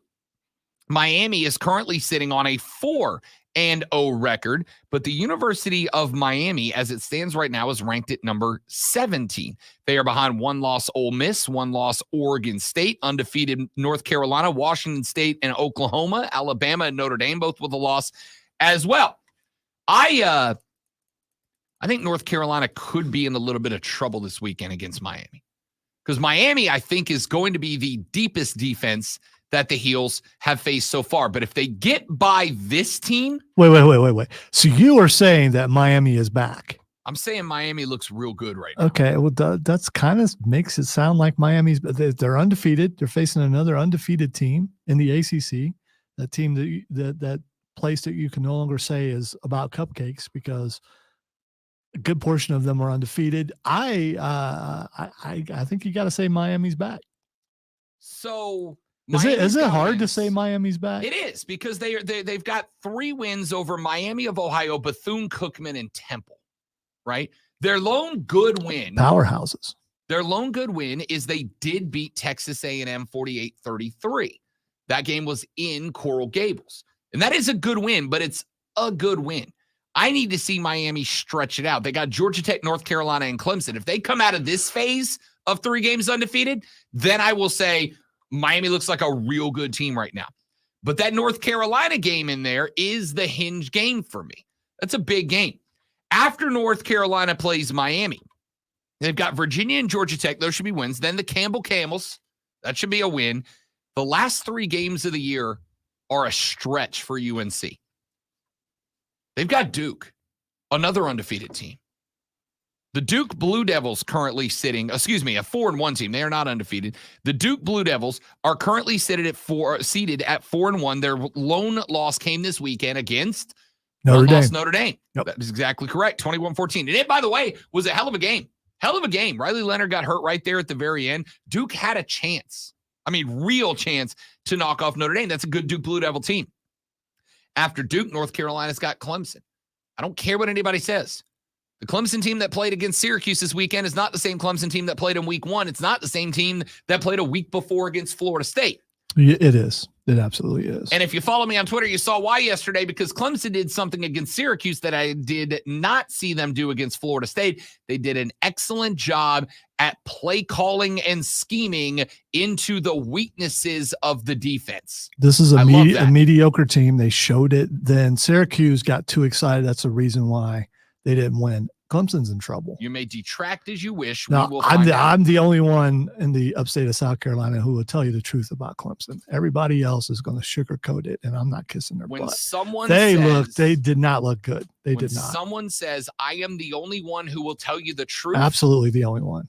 They might lead a cult. Yes. Especially if they live on a compound. Yeah, well, this is cultish hair, and, The newest member of the righteous, ladies and gentlemen. You would fit in, actually. You could take over that tag team as a leader. Lonzo, the leader of the right. Would you wear all white? Could you pull off an all white suit? No, they need an all black suit. They need one bad guy? Yeah. Well, no, just because you wear black, doesn't mean that Chuck Norris wore black, from what I understand. He had a movie called Good Guys Wear Black. So North Carolina ends the year with Duke, Clemson, and NC State. Now, NC State has made a quarterback change. Dave Doran's team got a little squirrely on him. I don't love that game. I think Carolina goes into that game as a pretty lofty favorite, but it is a rivalry game, and it is on the road, and weird things happen when teams travel to North Carolina State, even if it is just a little trip down Tobacco Road. But that Duke-Clemson back-to-back matchup, that makes it hard to believe North Carolina, who has been in a couple of games so far, including a 40-34 escape from Appalachian State, is a legitimate undefeated contender. How about Washington State, ranked 1 spot higher? The Cougs right now, led by Cameron Ward, are also 4-0. They've got a good win over DJ Uiagalelei and Oregon State 38-35. You've been selling Washington hard. We're selling Washington hard. Yeah. This is the Cougs of Washington State, baby. Oh, okay. One half of the Apple Bowl. Right. I like Washington. We're going to get to them here in just a minute. Washington Wait, State, they're undefeated too? So sure there are 2 teams in the state of Washington that are undefeated? We are going to be mentioning, Lonzo, a few Pac-12 teams in this list so far. Washington State has knocked off Oregon State at number 14. They've knocked off number 19, Wisconsin, 31-22. They dropped 50. Sorry, I forgot. On Colorado State. They dropped 64 on North Colorado. They've got a couple of winnable games coming up in UCLA and Arizona. I'm going to tell you right now, if there is a team out of the Pac-12 that is a surprising opportunity to go undefeated, it might be the Cougs. it might be Washington State because their Pac-12 top-notch opponents are very spread out. Unlike USC, unlike Oregon, who we'll get to in just a minute, the Cougs have UCLA and Arizona, winnable games. Then they've got Oregon. That trip is to Eugene. If they come out of that one on the right end of a victory, which would be very, very difficult to do, then they got Arizona State, winnable game. Stanford, winnable game. Cal, winnable game. Colorado looming in the penultimate week of the season. Tough but winnable game. And then they're at Washington. If Washington State gets through Oregon, Washington State is a dark horse undefeated team, I think. How about Oklahoma? Oklahoma's got, in my opinion, Lonzo, they got one more game to win. They got Texas this weekend. Red River rivalry. If they get by Texas, they're undefeated. This is my pick, which is wild to say after the year they had last year. Didn't that used to be a riot? It used to be the Red River Shootout. Ah, okay. But we don't say that anymore. Why not? Because you'll get canceled. Ah, okay. All right. Well, that might happen to me, but not to you. Red River Shootout is this weekend at noon on ABC, and it is hands down, without question, the biggest game of the weekend because there's nobody left for Oklahoma. After Texas, it's UCF, Kansas, Oklahoma State, West Virginia, BYU, and TCU. If Brent Venables gets by Texas this weekend, Lonzo, Oklahoma's going to the playoff. All right? Call that shot now. So he's pulled it together and he's done what a lot of other ex-Clemson coaches can't do or haven't so far, and that's awesome. Tony Elliott's getting fired at the end of this year for Virginia. Brent Venables, if Brent Venables can beat Texas this weekend, is going to the playoff because if he beats Texas, he will leapfrog Alabama, who did not. He will leapfrog Notre Dame, who has a loss. He will probably, I think, justifiably leapfrog the next undefeated team, which is USC. USC is not going undefeated. I love Caleb Williams. I love this offense. They're incredibly good. They're incredibly talented. But they got a problem. They've got two really difficult games back-to-back coming up. They are at Notre Dame, back home for Utah. Then they get a week off at Cal. Then they've got two incredibly difficult games against Washington and then at Oregon. Here's the problem. USC can score with anybody in America. You know what they can't do? Stop anybody else from scoring with them. The fact that they allowed Colorado to come back down from, 27, to end up in a one-score 48-41 game, USC is going to keep putting up touchdowns, but they can't stop anybody else from doing the same. Oregon is going to run through that team. Washington is going to run through that team. Utah, if Cam Rising is back, is going to run through that team. USC is not a team I think finishes undefeated. Speaking of the Oregon Ducks, what about Oregon? They're 5-0 in the Pac-12. Oregon's got a similar problem. In Oregon's next 5 games, 4 of them are against ranked teams. Then they get a week off. They got Washington on the road. Tough win for the Ducks. Washington State at home. Then they've got Utah on the road. Again, if Cam Rising is back, that team's in that game. Then they got a break against Cal, then USC. Bet the over on that game. They might score 150 points combined in that game. At Arizona State, and then to end the year, Oregon State and DJ Uiagalelei wraps up the season on November 24th. I like the Oregon Ducks. I do. But that is a monster haul to go undefeated. How about the Washington Huskies? Oregon this weekend. One of the 2 undefeateds is falling this weekend when Michael Penix Jr. Are we going to get to any team that's like on the East Coast? We sure are, because they're all higher ranked than all the teams. Yeah, because all these are West Coast teams, and no one in the listening audience has seen them play. I mean, if you don't care about these teams, despite the fact that they are playoff caliber teams, you don't like college football. You just like your team. All right. And that's okay. I love my team. That's okay with that. But if you don't like all these teams, you don't like college football, you just like your team. And that's okay. You don't tell me. But it is what it is. They got Oregon. They get by Oregon, which is it's a big ask. I'm not going to lie. But they get by Oregon. They got Arizona State and Stanford. And then 4 out of their final 4 are against top 25 teams. They're at USC, back home for Utah, at DJ Uiagalelei and Oregon State. and then back home against Washington State. I don't think there is a team in America that could run through those 4 teams undefeated. That brings us to number 6, the Penn State Nittany Lions. Here's what I love about the 3 Big Ten teams, and we can say the same thing about all 3 Big Ten teams. Lonzo, what's the problem that Penn State, Michigan, and Ohio State all have? They all play each other. They all play each other. Penn State has got Massachusetts, the Minutemen this weekend, but then they're at Ohio State. And then on 11-11, they've got Michigan. The odds they go 1-1 in those 2 games, pretty good. The odds they go 0-2 in those 2 games, pretty good, right? Penn State has the same issue that I think number 4 Ohio State has. Ohio State's got Penn State and Michigan. The odds they go 1-1 in those 2 games, pretty good. The odds they go 0-2 in those 2 games, pretty good. The odds they go 2-0 in those 2 games, not as good. Ohio State has been tested, and Penn State is not, though. That's not incorrect. Ohio State did beat Notre Dame. That's a big win. But outside of that, they have not. Penn State, on the other hand, is a team that really has not faced the fire. They did have to slug back this past weekend to get by Northwestern, but their best game outside of that was Iowa. They blanked Iowa 31-0. I mean, it's a good performance in a ranked opponent game. I like the Buckeyes, but that's a tough spot to ask for Penn State. And I would say Michigan ends up with the same problem.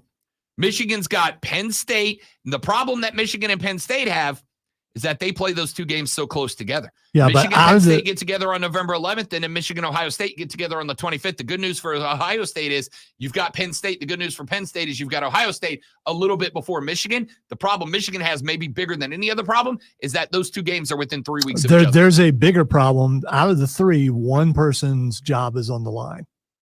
Ryan Day? And that's Ryan Day.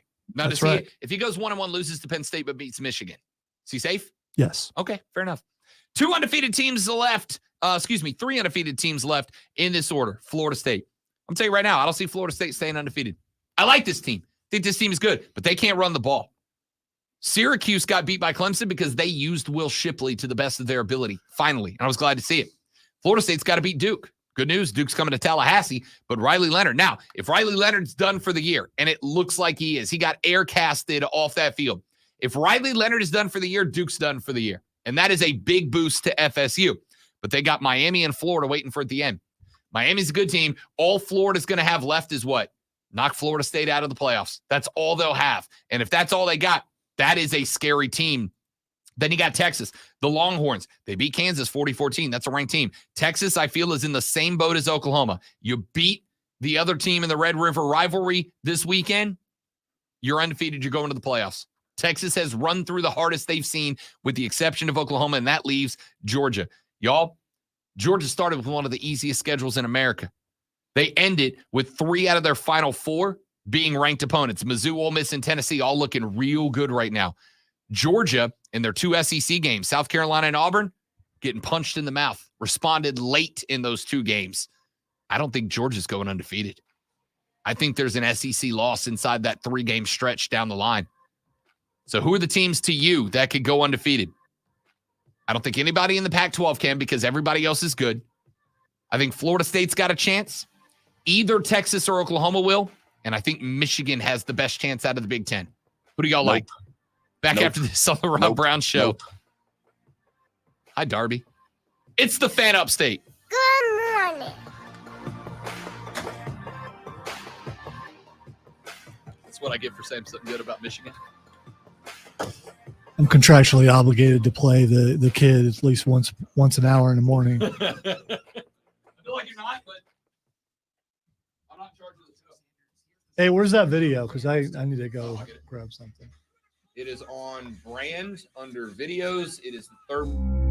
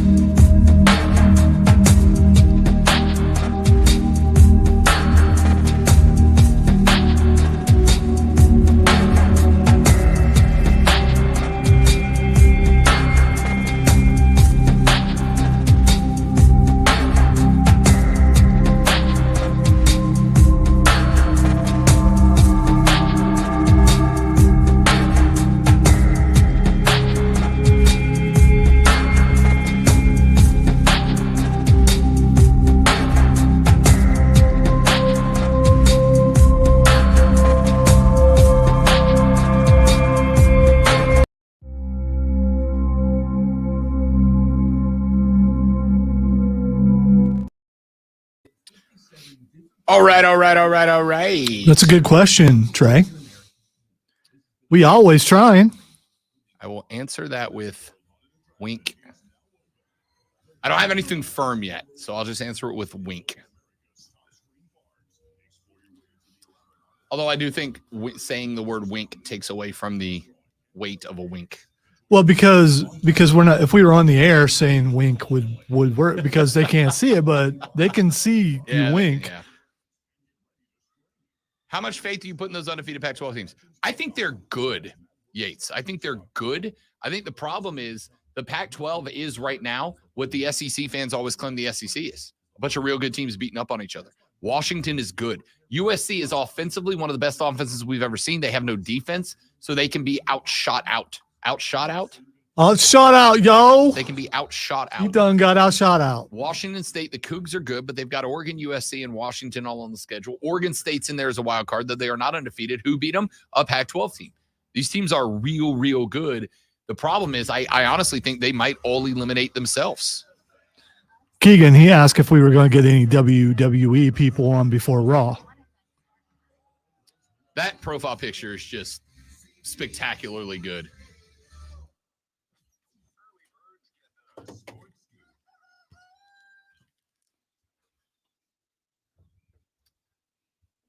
Oh, the birds chirping in the background. So peaceful. So serendipitous. We're up before the birds.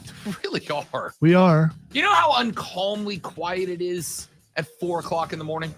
Maybe where you come out the door at, it is. Not where I am. It's unusually loud. That's true. I opened the door this morning to the. I live about, 10th of a mile from a train track, and opened the door this morning. The fiance is still trying to sleep, right? Turns out she does not want to get up at 4 o'clock in the morning with me. Can't imagine why. I opened the door this morning. As I opened the door, and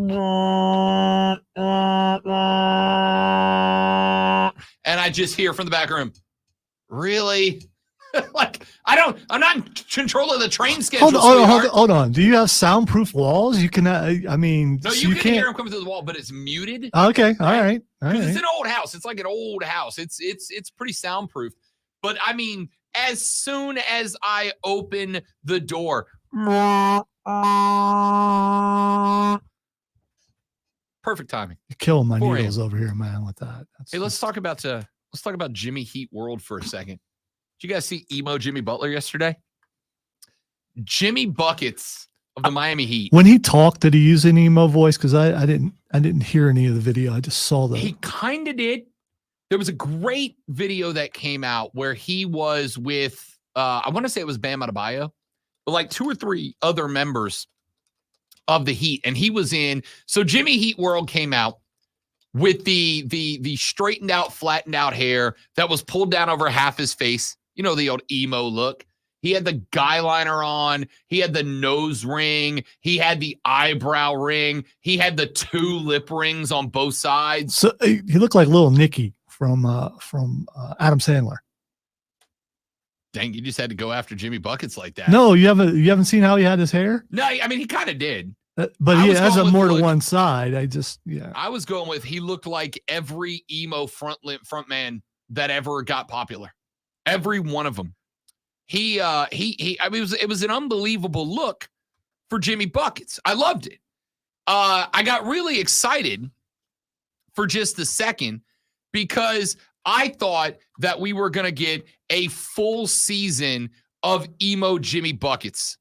Like, I really thought we were going to get the full season. In fact, if you're not watching on the stream, I just threw it up on our stream at facebook.com/thefanupstate, twitter.com/thefanupstate, on YouTube by searching and subscribing to the Fan Upstate, and on Twitch by the Rob Brown Show.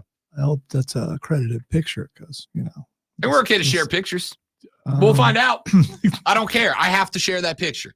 That's Jimmy Buckets in his emo phase. All right. That's Jimmy Buckets in his emo phase. It's incredible.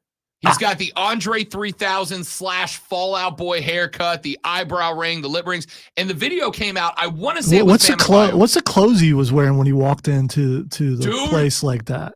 All black, overly baggy, big black scarf wrapped around. All right. I mean, he sold out on it. Like, he went all in. And so there's a video of him standing next to, again, I think it's Bam Adebayo, and Bam's like, dude, lip rings are too much, man. Like, you went too far. The lip rings are too much. And he looks at him and he's like, dude, I have to stay in character, bro. It was incredible. It was incredible. Heat by 90 in every game this year if emo Jimmy Buckets comes out. Now, I think this was him just having some fun, little early Halloween costume. Is he now the mascot for whatever Wednesdays? I mean, he might be. Look at that guy. That is a spectacular look.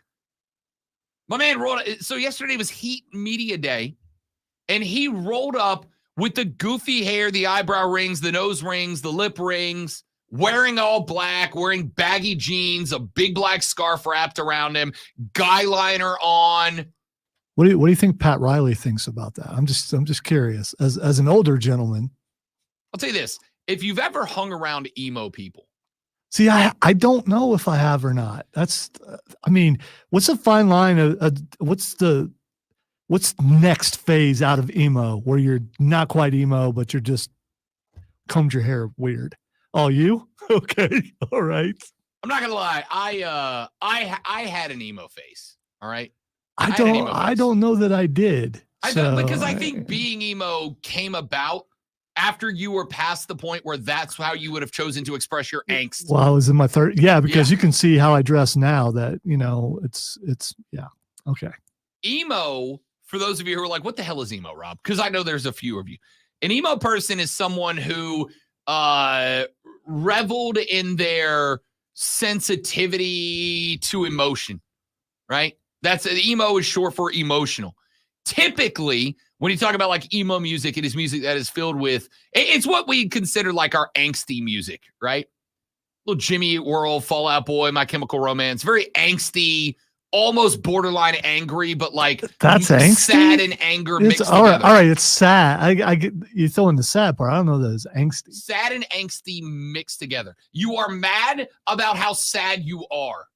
That is emo music. That is emo, right? So Jimmy B rolls out with the emo look, and if he carries that into the season, the Heat are going to win every game behind Jimmy Buckets, averaging 62 points a night. And I'm all in for it, man. I'm all in for it. Is Tyler Hero still with them? Because I think they could go as emo twins. Oh, dude, Tyler Hero, yeah, the emo guy. He already has kind of that look. If he just does, yeah, I think it will work. I'm so excited. Last night I went on a tinge of turning emo lyrics into basketball themes, and it was phenomenal. He's going down, down in the wild card round. Jimmy B's going down, swinging. It's gonna be great. Give me emo Jimmy. It's probably B. not true, but still, it could be, I guess. Haven't you ever heard of playing a bleeping zone? Yeah. Let's take a break. Back after this for hour 3 of the Rob Brown Show with the Fan Upstate.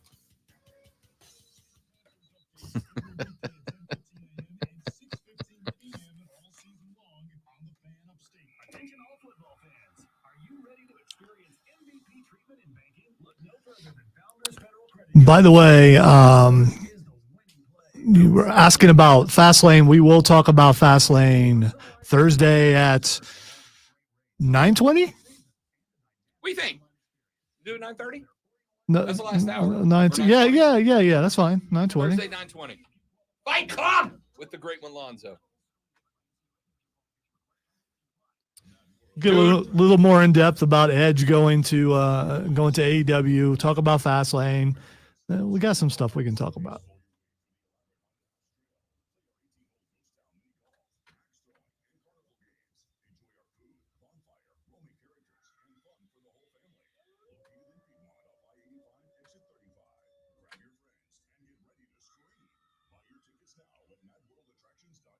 That's a good question, Trey. I don't know, because I still don't entirely understand emo. Sad and angsty. That's what I'm going with. Okay, as opposed, but angst is anger though. So can you be sad and angry at the same time? I think you're angry because I don't know. You're angry at how sad you are.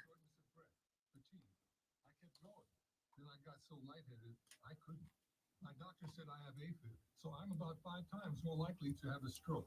Other symptoms, irregular heartbeat, heart racing, chest pain can come and go, but the risk of stroke stays. If you have symptoms, tell a doctor. Visit notimetowait.com. Sponsored by Bristol Myers Squibb. I wonder if there's an am I emo test out there so I can find out if I'm emo or not. I 100% guarantee there's an are you Am I emo quiz? quiz. There it is. Okay. Start quiz. I'm not going to, I'll read the questions to you. I just won't give you my answers. Question one, where did you get yours from? I haven't clicked on it since you already did. It's like, No, I'm sending it to you. We're both doing it. Okay. Which one did you pick? Because I'm still on the page. WikiHow. Okay. That Should did be not. the first link that comes up. It's not, but I see that. Okay. All right. Okay. All right. And I'm answering these very honestly.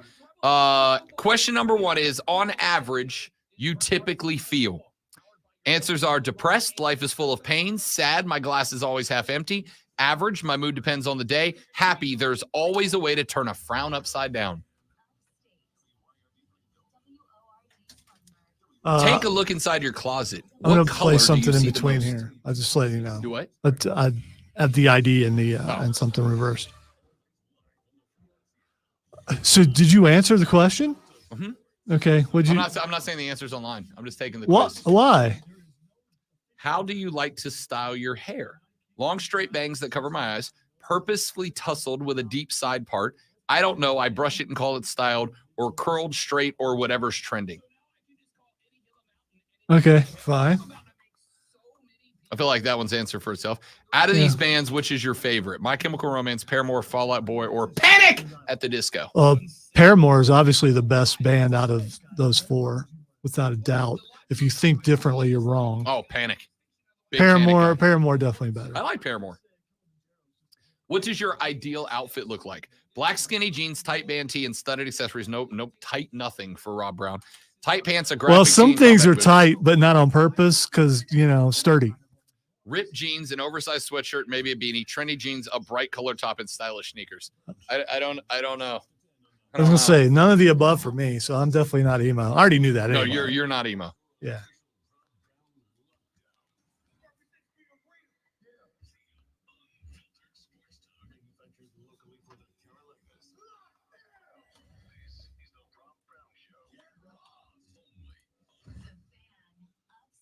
Good morning.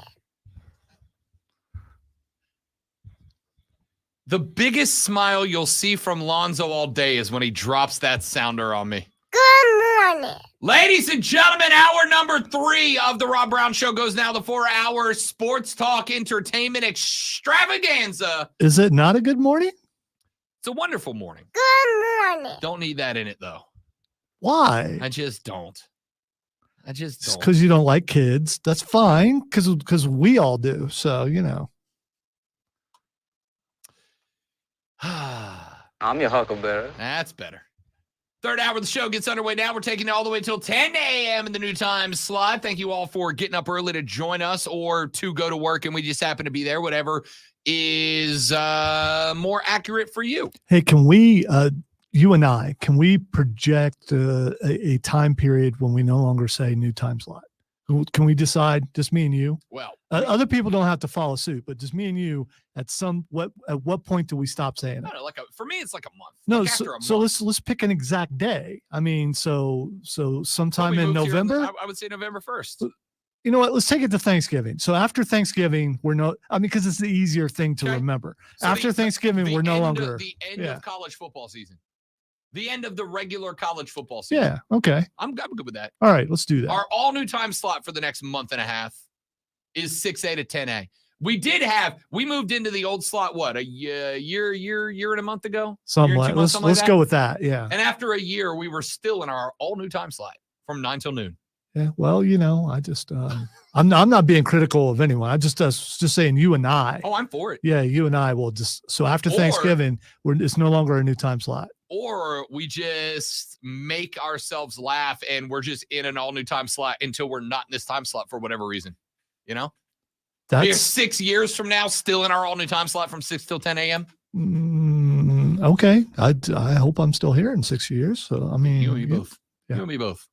For both of us, for the record. Well, because I'll be 61 in 6 years. It's just even saying that, it's like, when does the true breakdown happen? I hopefully not till like 90, but I don't know. Zach says, is this a sports show, an entertainment show, or a sports entertainment show? You already know, Zach. You already know. It is an entertainment show that has a bunch of sports in it. Wait a minute. You can't, if you're doing a sports show, you cannot be entertaining. I've heard some sports shows before. I've heard some entertainment shows before. Yeah. And that parade is sports shows. But here we are. Can we just yell at each other for a little bit? Will it make you feel better? So it can be like everybody else. Lonzo, you're wrong and your opinions are bad because reasons. Yeah, well, you dress weird and you have a dog. I do. It's the best dog. Old Remy Laveau, the best dog. All right, ladies and gentlemen, let's do a little segment that we like to call Overreaction, or Make Sense. Lonzo is going to give me 3 or 4 or 10 or however many we can fit in opinions that we have seen across social media over the past week or so. And I am going to tell you whether they are a vast overreaction or whether they make perfect sense. It is time for Overreaction or Make Sense. I think you're overreacting. Let's all calm down. This is a huge deal. I think you're overreacting a little bit. I am not overreacting. Remain calm, everyone. This is a big deal. That's an overreaction. Everybody calm down. Look how calm I am. That was an overreaction. Look, let's all just calm down. This is not a big deal. All right, let's go to our first overreaction.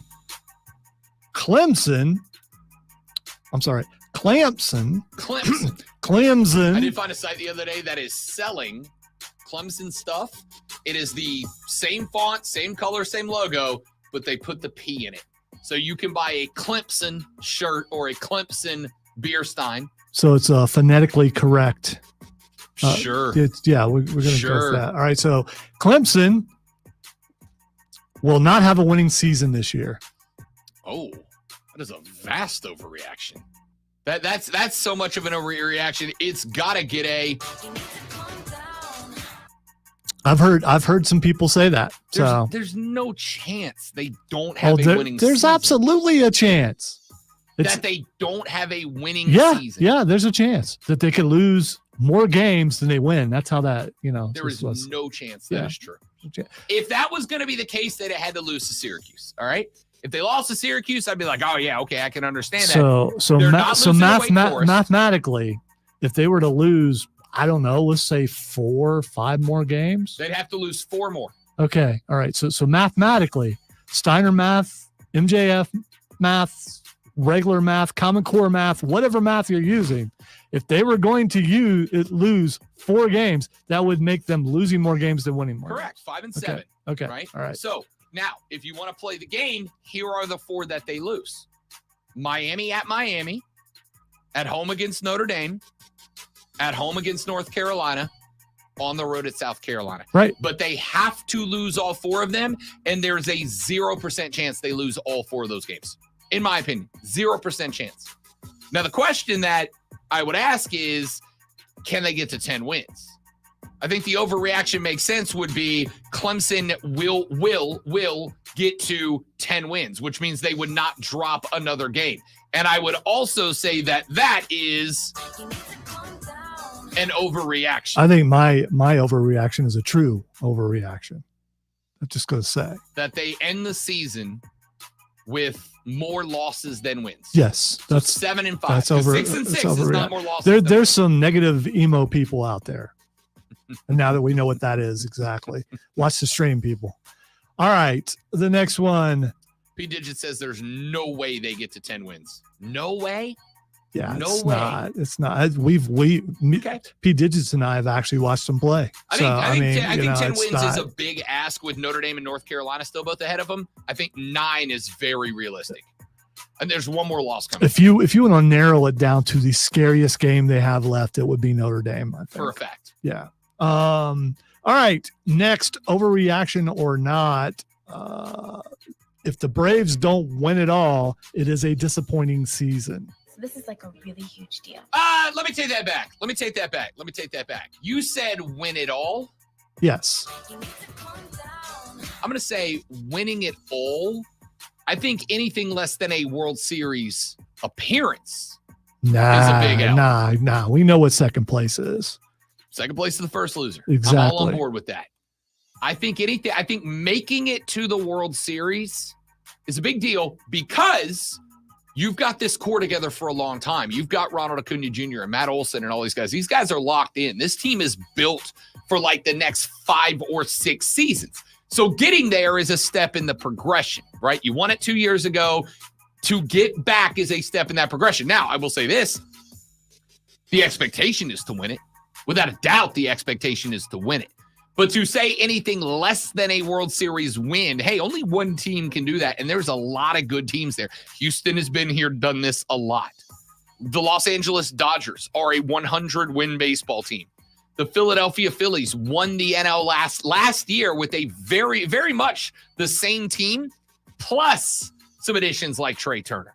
I would say getting through the National League is the way to go, but then you still got to bump up against a 100-win Baltimore, against a Houston team who's been here and done that and won it last year. I would say making it to the World Series, anything less than winning the NL would be a disappointment.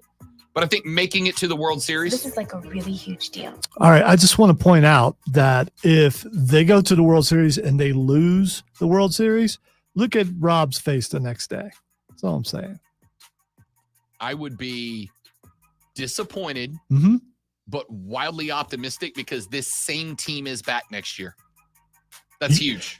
As optimistic as you were at the beginning of this season when you thought it was all over and they weren't going anywhere, or at the beginning. A live look at Rob Brown back in like June. Oh, and if you went a year back further, he did the same thing.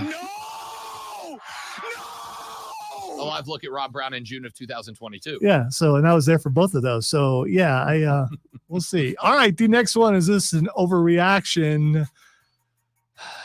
The college football season will be completed with at least one undefeated team.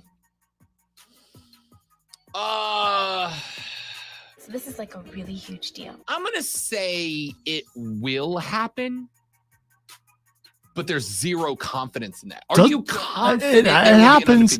It happens almost every year, doesn't it? I agree. It does. But also every year, there is that team that we put our finger on. Go, that's the undefeated team.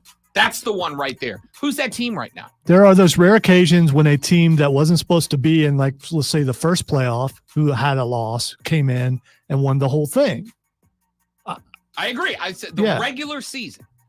The regular season. They may actually be on my shirt right now. And I think there's a possibility. But look, like I said, we just ran through them a few minutes ago.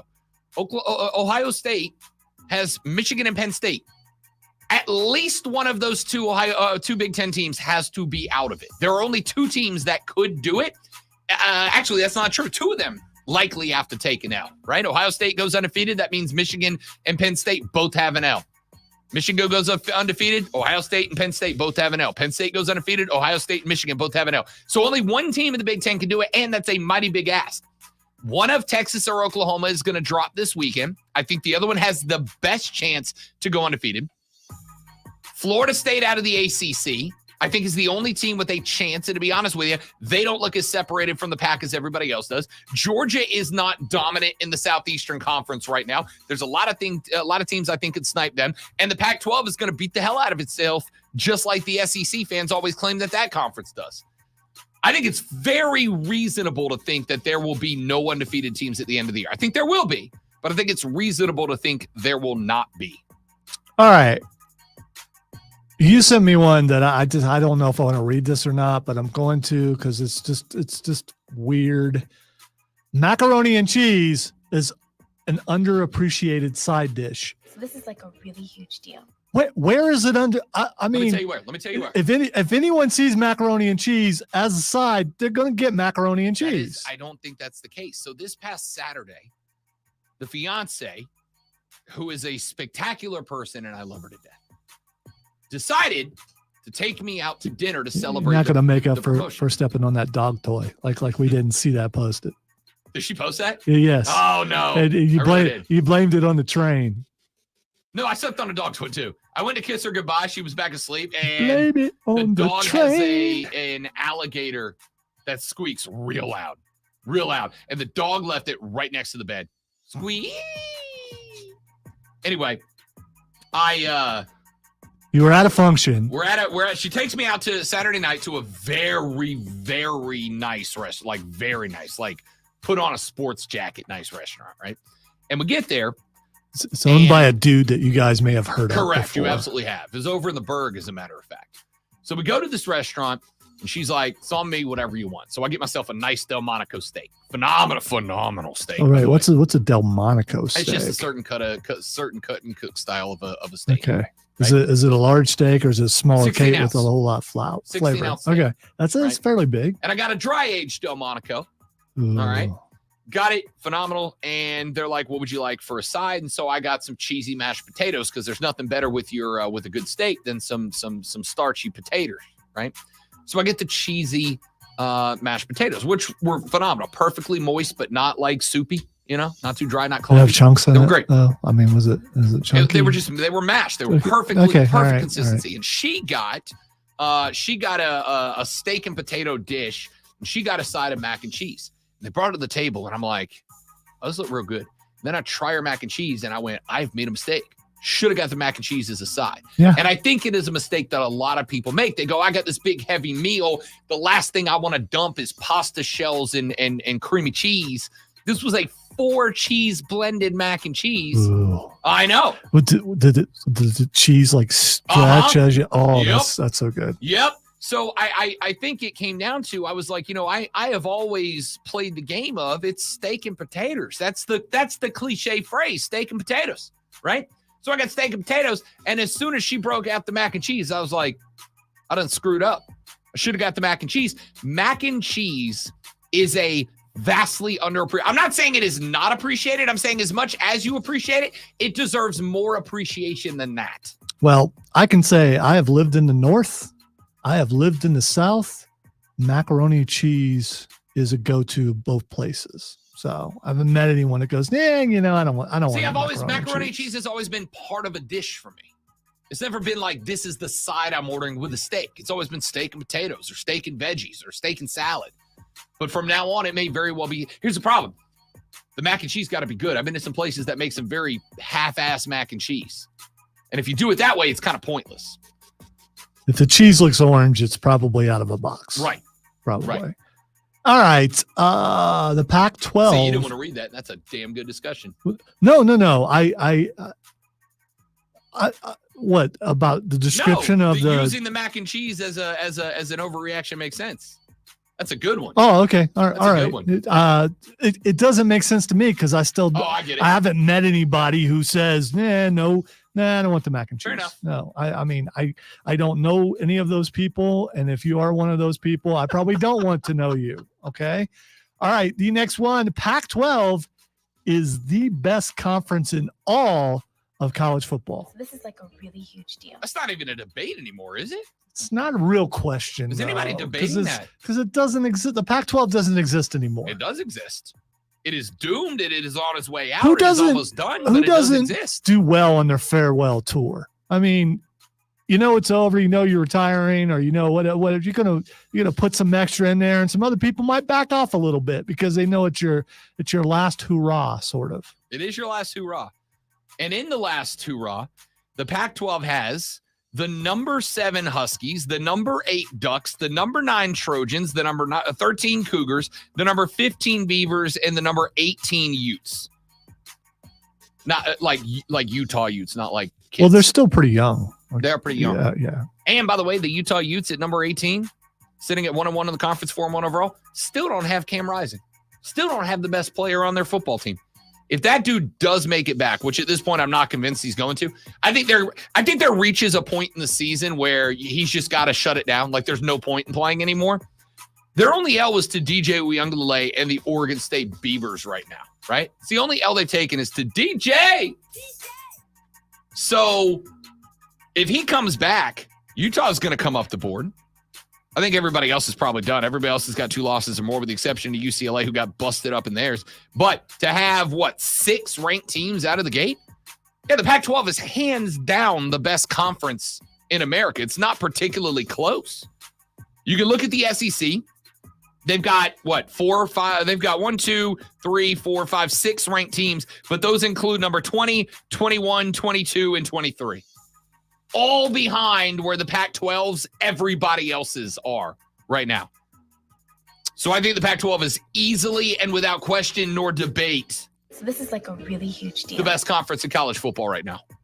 And only Uber college fans actually watch it because you have to stay up so late. I don't think it's Uber college fans. I think it's people who like college football. Nah, it's Ubers because I'd like to see you stay up and watch a West Coast game right now. On Saturday nights, I will. Because the alarm doesn't go off at 3:45 in the morning on a Sunday. All right?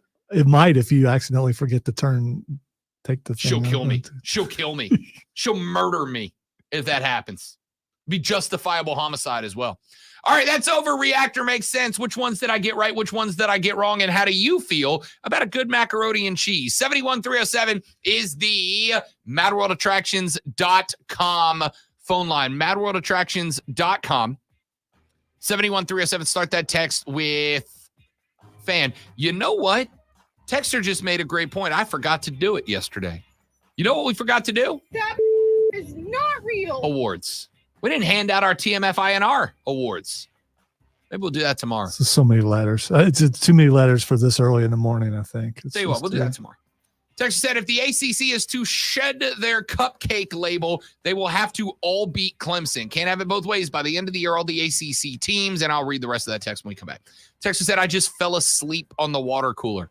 I don't know what to tell you. And then Joey hit us with an invitation to a crawfish boil. He said, even Lonzo's invited. Yeehaw. You like crawfish? I think I've had some in like jambalaya before. Oof. Love crawfish. Yeah. We don't have to like peel them before we eat them, do we? Yeah. So how else do you think you get to you pull out the I've had them cooked. Twist I them haven't off, suck the head, pinch the tail, the- throw it down. like It's delicious. I'm not even going to pull that.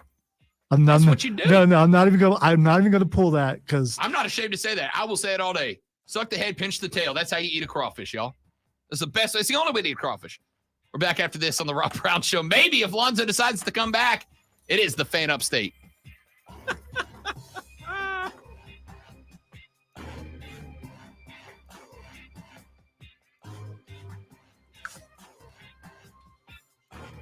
Zach said, how do you cook your steak? Medium rare, lean to the rare. Like rare, medium rare. How do you cook your steak? No, we've had these discussions before. I don't medium well, but I can have them medium rare. I don't go, oh my God, that's blood. Send it back. Cause you've explained to me it's not blood. It's hemoglobin. Hemoglobin. Yeah.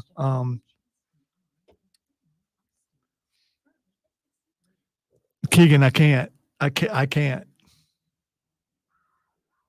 There's a line that was below it. I didn't know there was a line. Yeah, neither did I till just now. Fair enough. All right, guys, be right back.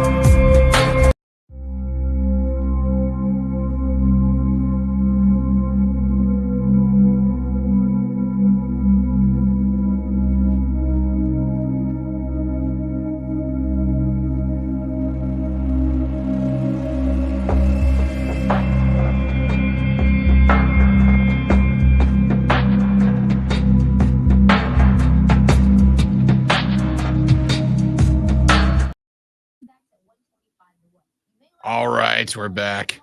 Yeah, I might have to change that music. I had to pick something royalty free, and that's what I came up with.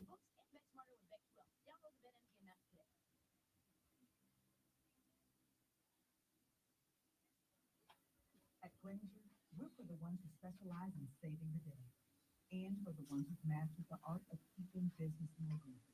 We offer industrial-grade supplies for every industry, with same-day pickup and next-day delivery on most orders, all backed by real people ready to help. So you can get the right answer and products right when you need them. Call clickgranger.com or just stop by.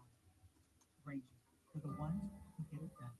This is an important notice to consumers facing $10,000 or more in credit card debt, medical bills, or other unsecured debt. You may not be required to pay it all back because there are special programs now in effect that will significantly reduce the amount you will owe if you qualify. This is not bankruptcy or a debt consolidation loan. These programs, which Medium is the furthest down the spectrum I can go. It's gotta have some red in the red meat, man. Love me some hemoglobin. They've helped qualify consumers with over $1 billion in debt and are A+ rated with the Better Business Bureau. So don't wait. Get the relief you need during these hard economic times. For this free information, call the Accredited Debt Relief Hotline now. Call 800-873-7171. 800-873-7171. 800-873-7171. Hi, this is Mark Ryan. Join me this Wednesday from 3 till 7 as we broadcast live from Ingles Markets at 429 East Main Street in Liberty, South Carolina. We'll also be giving away a $25 Ingles gift card. See you there. Mad World Haunted Attraction is now open. Voted South Carolina's #1 haunted house and one of America's top screen parks. Explore your way through the elaborate haunted house trail with new rooms. Yes, Jimmy Heat World, the middle, which is where the Heat might finish in the standings this year. The number of jokes that are going to come of this Jimmy B emo is spectacular.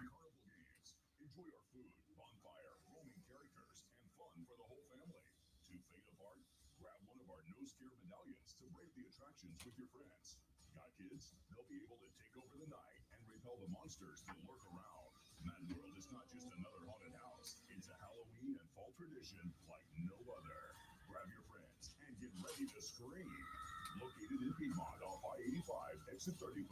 Buy your tickets now at madworldattractions.com. That's madworldattractions.com.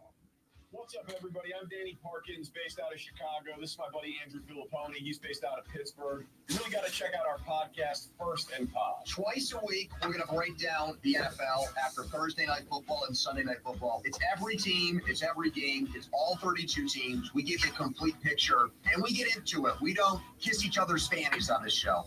Kiss each other's fannies. Wake up every Monday and Friday morning throughout the football season in the Odyssey app or wherever you get your podcasts. Today, very warm with plenty of sunshine. High of 84. Weather brought to you by AutoZone. Free battery testing, free battery charging, and replacement batteries that fit your needs. That's what makes AutoZone America's #1 battery destination. Get in the zone. AutoZone. Mark Ryan, Joseph Martinez. Coming up on a Super Tuesday episode of Offsides with Mark Ryan and Diesel. Don Munson, the voice of Clemson, joins the show. How does Clemson take Saturday's performance and carry it on to the rest of the season? Jake Crane also joins us on college football contenders. Plus, Diesel and I will have our North and South Carolina. Crud. #1 for real afternoon sports talk. Offsides with Mark Ryan. 3 to 7 on the Someone forgot to record that hour. What a loser.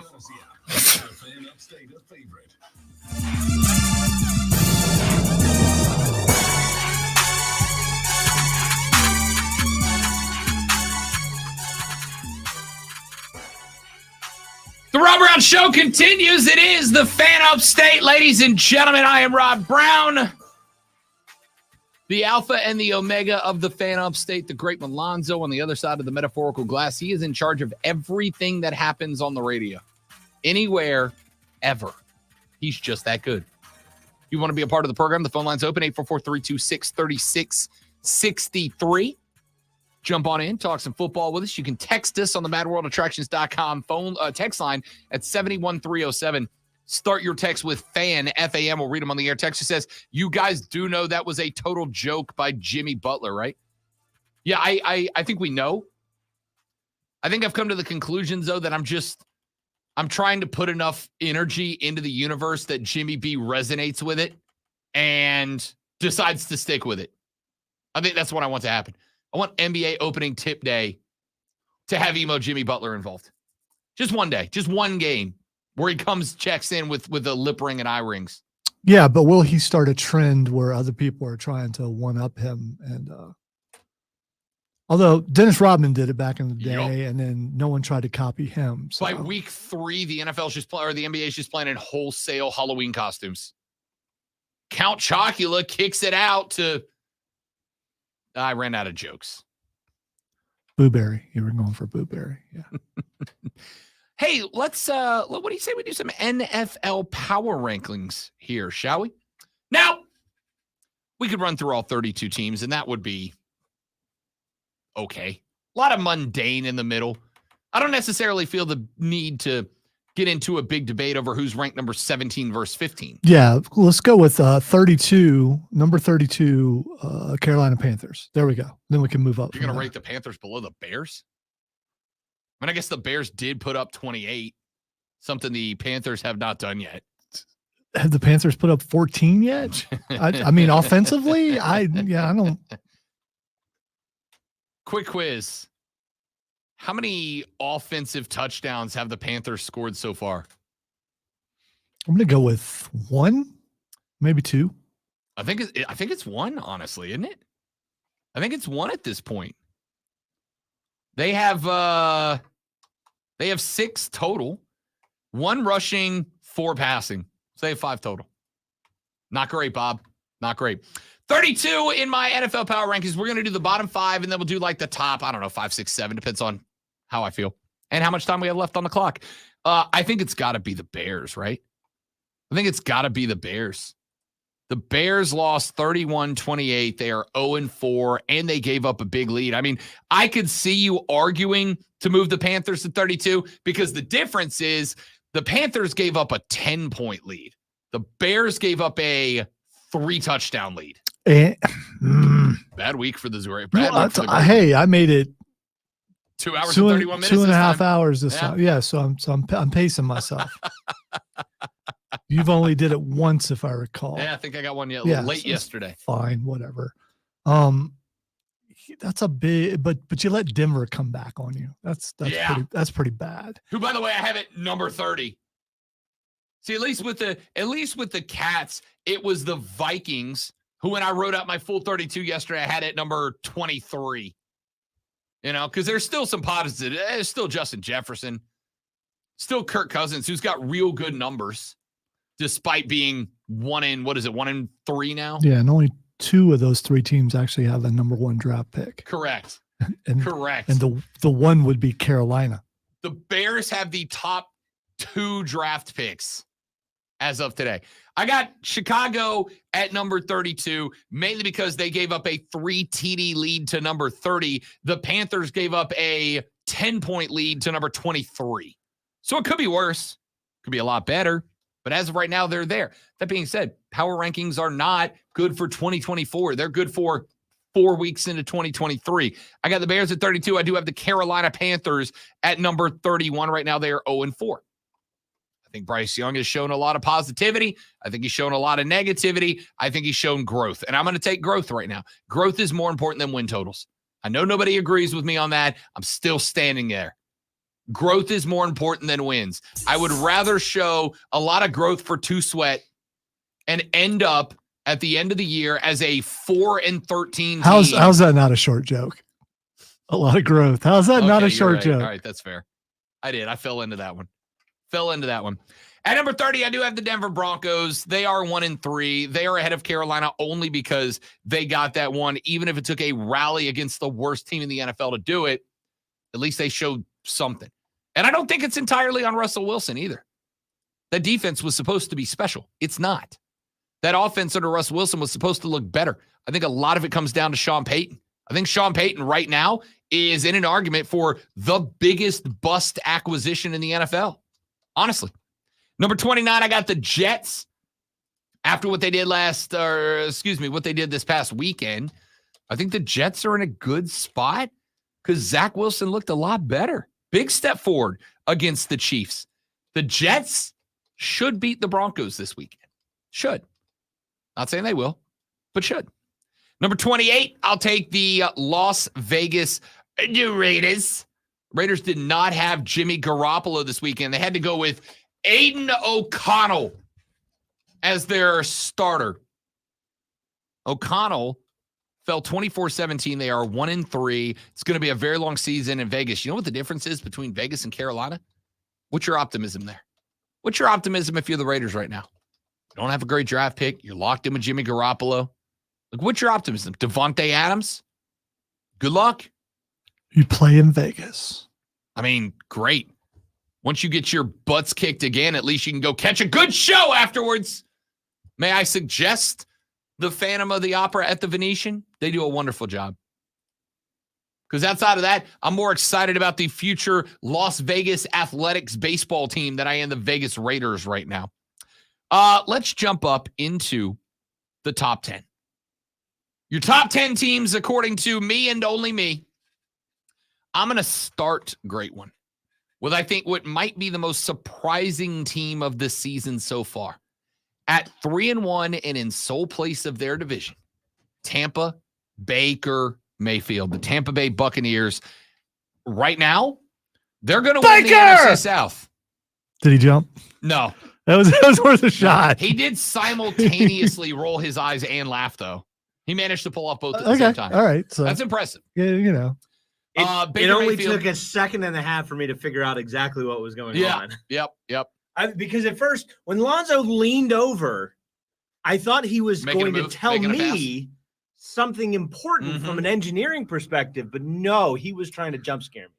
There's nothing important. What do you mean making a pass? I mean, come on, dude. Come on. Look at that beard. He's very handsome. He is. Downright sexy. Great shirt, but, too, yeah. by the way. Wonderful shirt.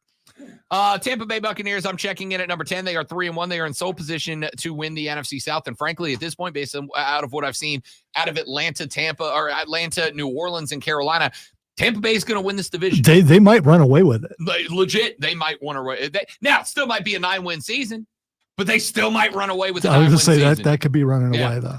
I got to put I got to put Seattle at number 8. It was a good win, 24-3 over the Giants last night.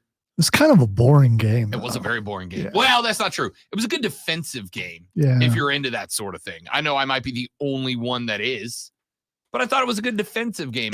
By defensive game, you mean big hits, interceptions, things like that. Yeah, but if you're just shutting down Danny Dimes. Yeah, I mean, I don't know. Is that? I'll take it. Okay.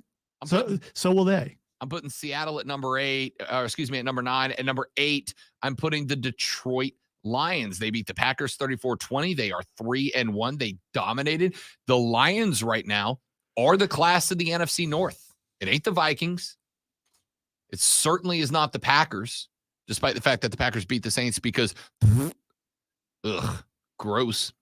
But I think the Lions are the best team in that division right now. Just ahead of them, I'm going with the Baltimore Ravens. The Ravens have a real bad loss on the record. Real bad loss. But they smoked New England 38-3. They have moved to 3-1. Their only loss is the Cardinals. And by the way, Lonzo, are the Arizona Cardinals not the surprise of the NFL right now? Josh Dobbs. Josh freaking Dobbs. My man didn't even have his jersey in the team store in week 1. He does now. He does now. If you followed, yeah. Because the Cardinals were like, we got to get that fixed. The Cardinals are 1-3 right now, but they kept it close with the 49ers for longer than anybody expected, except me, who picked them to cover 14, and they freaking should have. They had 2 touchdowns that they dropped in the final drive of the game that would have covered my spread. Unbelievable. Zach Ertz dropped one. That guy's been Mr. Reliable. Anyway, I got the Baltimore Ravens locked in at number 7. At number 6, I got to go with the Dallas Cowboys here. They beat the Patriots 38-3. That defense is exceptionally good. I still don't understand how that team lost to the Arizona Cardinals. In a blowout, by the way. They turned around the next week. That defense got right. I'm going to tell you right now, Sunday Night Football, Lonzo, Dallas v. San Francisco. On one hand, you got Christian McCaffrey, who we're going to talk about in the next segment, because I think he can do something this year that nobody's done in a minute. You got McCaffrey scoring 4 TDs on one side. Yeah, right. You got the Dallas Cowboys defense on the other. That's game of the week. Dallas v. San Francisco. I never like giving Dallas credit for anything, but that is game of the week. Cowboys at number 6. At number 5, I got to go with the Miami Dolphins. Miami Dolphins number 1, but number 5. Overrated. Lost to the Bills 48-20 to fall to 3-1. The question mark you have to ask, or you have to answer here, I guess, is it because the Bills are good or because the Dolphins maybe just beat a really bad team by 50? And I think the answer is the Bills are good. They had a real slow start, but a lot of teams have slow starts. The Bills are good. So I got to put Miami at number 5. I can't drop them down any further. How good are the Bills? We're out in the first round, or we're out in the wild card round. How good are they? The Bills lost to the Jets in week 1. Now, that's week 1. As we say on the show all the time, weird boat happens in week 1. That's what football is. Teams are getting the kinks out. Even with the preseason, you don't have a full tilt go of it in week 1. They lost to the Jets in week 1. Very emotional game, by the way, because you had the Aaron Rodgers hype. The Aaron Rodgers hype died in 75 seconds before the Jets had to put it all together and rally around their boy, Zach Wilson. But since then, the Bills have not lost. They got punched in the mouth, and they answered in a phenomenal way. I got the Bills checked in at number 2. I got to put them one spot ahead of number 3, the Kansas City Chiefs. You beat the Jets 23-20. You are 3-1. You lost to the Detroit Lions. Of the 2 losses, that's the better loss as of right now. But as Lonzo pointed out ever so astutely yesterday, the Kansas City Chiefs have this unnerving ability of like barely winning games that they're 10-point favorites in, right? It is disrespect, James, but still, it's the truth. That's just how they win. The truth be disrespectful to somebody. Okay, to TK. I wonder if Tay-Tay thinks it's disrespectful. The most important member of the Kansas City Chiefs, Taylor Swift, part of Chiefs Kingdom now. They beat the Jaguars 17. I'm not offended by that. I don't care. Shouldn't be. As long as our conspiracy theory is not correct and she's not causing problems with Patrick Mahomes. Sowing unrest amongst Chiefs Kingdom. The only big win that the Chiefs have right now is 41-10 over the Bears, but that's effectively worthless at this point. I got the Chiefs at number 4. I got the Bills at number 3. I got to put the Bills at number 3 after the demo job they did on the Dolphins this week. They put up 37 on the Commanders, a Commanders team that, by the way, has been really, really impressive this year. They are currently sitting at 2-2. They lost a 3-point overtime game to the Eagles. They lost to the Bills as well. They do have wins over the impressive Cardinals and, of course, the lowly Broncos. That was a really good win in their last spot. So I've got to go with Kansas City 4, Buffalo 3. Number 2, I'm going to go with the Eagles here. And I got to tell you, I'm very tempted to drop the Eagles down a little bit, but I don't think I can. I don't think I can because there are only 2 undefeated teams in the NFL, and they are one of them. So despite a much closer win over the Commanders than I would have liked, they beat the Buccaneers 25-11, the same Buccaneers that turned around and walloped the Saints. They beat the Vikings. They beat New England. The Eagles are one of 2 undefeated teams. The only reason they're not number 1 is because the 49ers are. Christian McCaffrey scored not 1, not 2, not 3, but 4 touchdowns in their 35-16 win again over the impressive Cardinals. They smoked the Giants. They beat the Rams, who are also better than advertised by a full 7, and they walloped the Pittsburgh Steelers back in week 1. Now, granted, the Steelers are not good this year. How many times are you happy when a player who's the best player on your team goes somewhere else? How many times are you really happy for that guy? Because how can you not be happy for Christian McCaffrey? Very happy. Dude deserves this. Dude deserves this. And my question is, and we'll answer this in the next segment, the NFL MVP award has basically become at this point a quarterback award, right? Like it goes to quarterbacks at this point. It's hard to argue. Mahomes Rodgers, Jackson, Mahomes, Brady, Ryan, Newton, Rodgers, Manning, Peterson. Adrian Peterson in 2012 was the last time a non-quarterback won it. Before that, Rodgers, Brady, Manning, Brady, LaDainian Tomlinson in 06. Now, it was back-to-back non-quarterbacks because the year before that was Sean Alexander for the Seahawks. But at this point, it's a quarterback award. Is this the year that the NFL MVP award goes to a running back over a quarterback? Because I got to think if the answer is yes, it's Christian McCaffrey. By the way, it's not. It's going to Travis Kelce because he was able to single-handedly cause sales of jerseys to go up and bring more eyes to the NFL than anyone has ever done in recent memory. So Travis Kelce, MVP because of that. Yeah. I'm not mad about that. Not mad about that at all.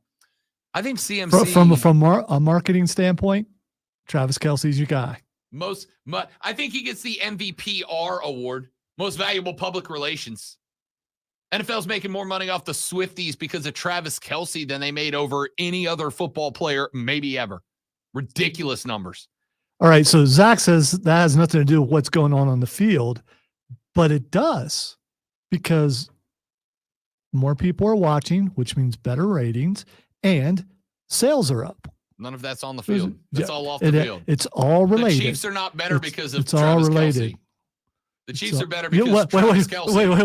The Chiefs are better because of Travis Kelce. Because if you take Travis Kelce away, okay, all right, you could say that. But would it shock you? MVP rolls around, Travis Kelce wins. I cannot see it going to a tight end. Unless he ends up. I will laugh my butt off if that happens. So would I. And by the way, it may be, but I can't have him catching 25 yards and no touchdowns against the Jets and win the MVP. Excuse me, the Jets defense really, really good. Touted as one of the better defenses coming into this season. Christian McCaffrey should be your MVP as of week 4.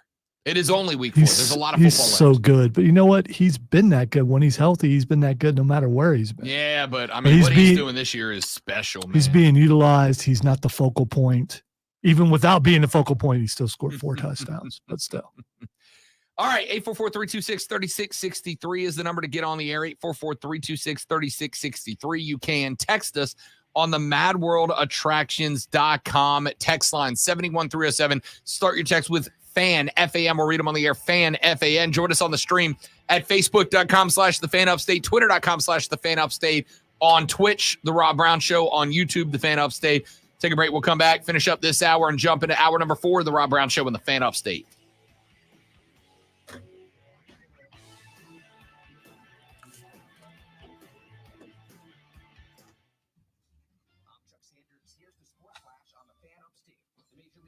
Postseason gets underway today with all 4 wild card series starting. A higher seeded team has the benefit of hosting.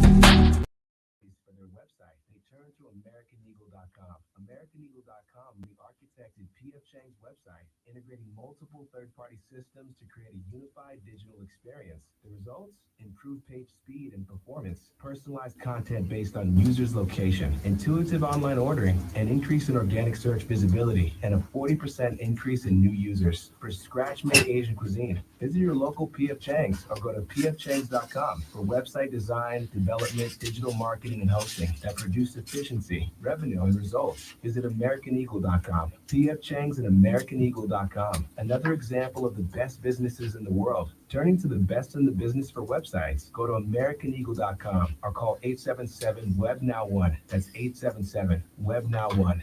Mad World Haunted Attraction is now open. Voted South Carolina's #1 haunted house and one of America's top screen parks. Explore your way through the elaborate haunted house trail with new rooms, scares, and top-notch actors. You'll experience Zombie Outbreak, Pinehurst Asylum, Chainsaw Massacre House, Pirates Revenge, The Carnival of Clowns, Werewolves, and much, much more. Play our 18-hole Ghost Town mini golf, axe throwing, and carnival games. Enjoy our food, bonfire, roaming characters, and fun. Gonna have to stay up late tonight to make sure I watch Ahsoka. Yeah. So can I watch Ahsoka at 9 and still be able to go to sleep afterwards? Loki comes out this weekend too, doesn't it? Thursday. Yeah. Also at 9 o'clock. I don't know why they're doing that. 6 o'clock Pacific. I was gonna say let you do it after work's over on the Pacific Coast. In America's biggest television market. Or just, let it come out on that date and not have a specific time so people can watch it when they want. That was kind of the whole point of one of the points of streaming. Your part is guaranteed to fit your ride every time or your money back. With all the parts you need at the prices you want, it's easy to bring home the win. Keep your rider. So by the time you watch the end of that, then Ahsoka will be out. Good luck avoiding spoilers. Right. I mean, that'd be done, is what I mean.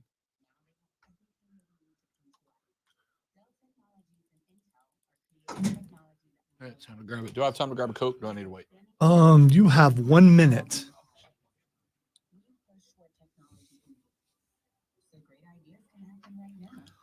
Find out how to bring your ideas to life at Dell.com. Welcome to Now.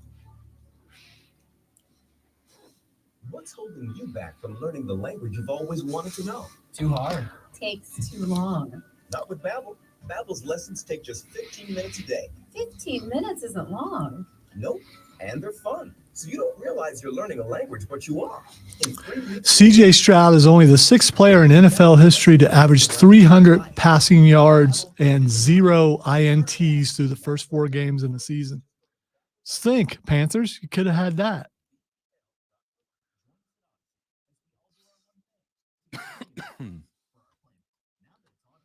They were either going to be right or they were going to be wrong, but did you know they'd be this wrong? I still don't think they're this wrong. They're I think you're making a snap wrong. judgment very early. I'm making a fan judgment. I agree. Yeah. And I could also look at the stats of what I just read you, and it just.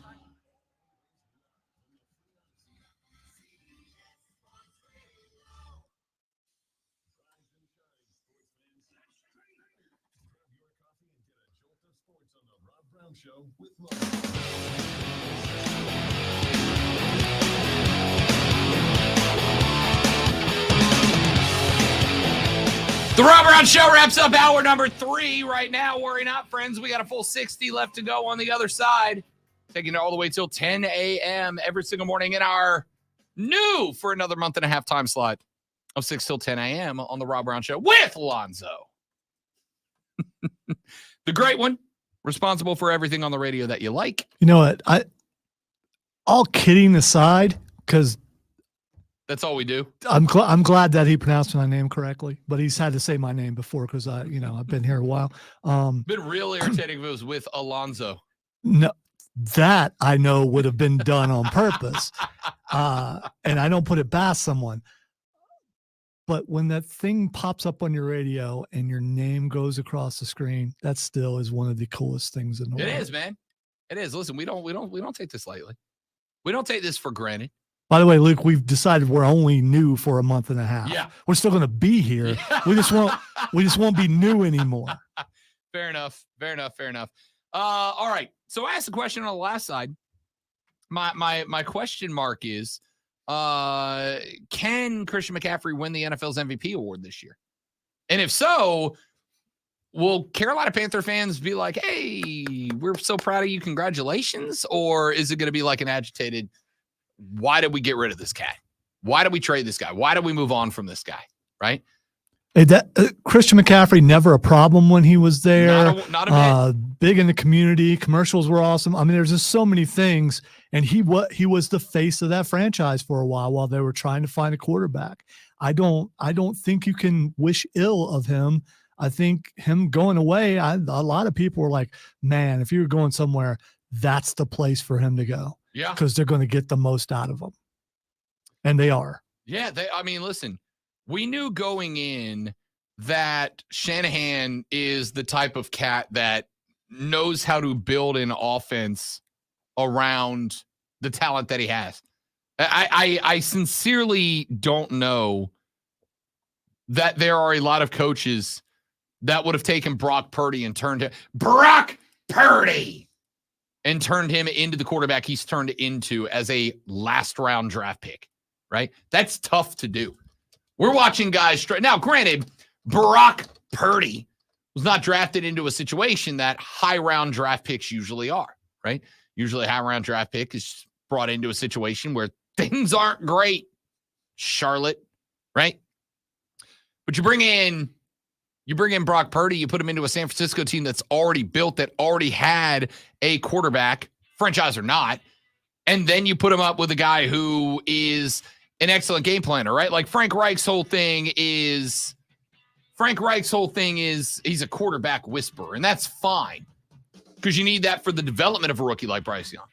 Kyle Shanahan's thing is much like McDaniels. He's just an offensive mad scientist who knows how to take what he does have on the field and make it work perfectly. And I think Brock Purdy has benefited from that. But he did the same with Christian McCaffrey. I think he did the same with Run CMC, and that dude is now in a position where he very much, I think, as of today, is the front runner for NFL MVP. Back after this with the final hour of the Rob Brown Show. Rob Alonso and you, it is the Fan Upstate.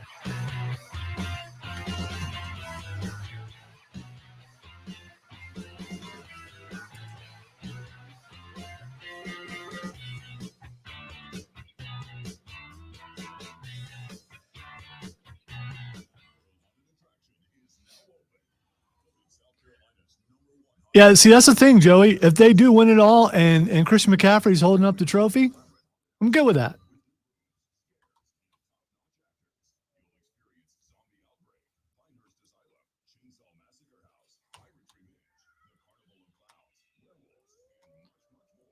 Werewolves.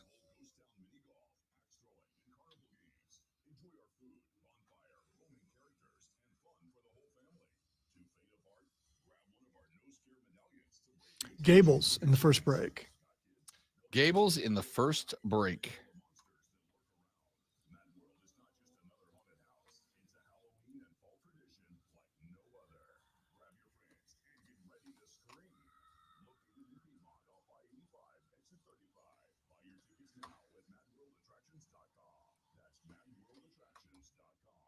We all hear the radio ads about the IRS. They tell you to be afraid, to be scared, and they try to frighten you into calm. I'm not here to do that. Tax Relief Advocates is different. TRA is here to tell you that if you owe money to the IRS, whether it's $5,000, $50,000, or $500,000, we have a solution. It doesn't matter if you're sitting in your car, at work, or with your kids. No matter where you are, call now. 800-575-6986. Don't lose hope. TRA can eliminate or reduce what you owe to the IRS. There is zero risk to you. If we can't reduce your tax debt, then you pay nothing.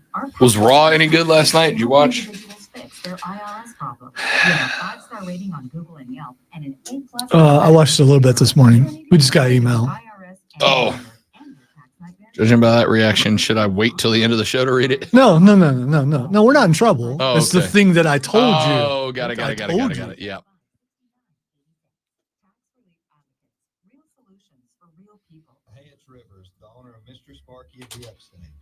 This time of year, you never want to go. So I think that was expected today. Yeah. Home surge protectors, EV chargers, surge protectors for EVs, HVAC, pools and spas, plus 24-hour emergency service, and in most cases, same-day service. The next time you need an electrician, go to MrSparkyoftheUpstate.com. No, we're not in trouble. There's gonna be some tweaking and some things that need to be added. Yeah. Along the way, because this was a sudden change. Most of these changes are prepared months ahead of time.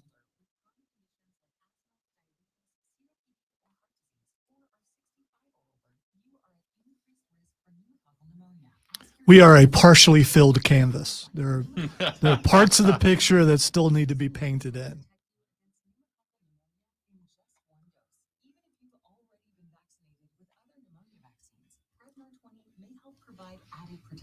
Prevnar 20 is approved for adults to help prevent infection. Oh, 20 strains of the I'll be in trouble before the day's out probably, but you know. Don't get Prevnar 20 if you've had a severe allergic reaction to the vaccine or its ingredients. Adults with weakened immune systems may have a lower response to the vaccine. Side effects include pain and swelling at the injection site, fatigue, headache, muscle, and joint pain. For full prescribing information, please call. That works perfect on this show, JD. This is Cole Bryson. Are you ready for the ultimate adrenaline-packed high school football experience? Tune into the Fan Upstate every Saturday morning from 8 to 10 for the Saturday Morning Scramble. You'll get the latest scores, insight, and exclusive interviews with star athletes and coaches. Plus, I'll be broadcasting live from your local Ingles Market all season. The Saturday Morning Scramble on the Fan Upstate, 97.7 FM Greenville, 97.1 FM Spartanburg, and on your phone on the Odyssey app. Powered by Founders Federal Credit Union. Our lineup of playmakers. The TA Show, mornings at 6. Rob Brown Show at 9. The Jungle with Jim Rome, weekdays at noon. And Offsides with Mark Ryan at 3. Real sports talk for real sports fans. Upstate. WORD Spartanburg. WFPC HD3 Greenville, the official sports voice of you, the Upstate fan. CBS Sports Radio. Live from the Philadelphia. The Moon Slayer? Moonslayer could be on there. You never know. I'll tell you about it later. I hope you do. That sounds awesome. It was news to us, that's for sure. It was.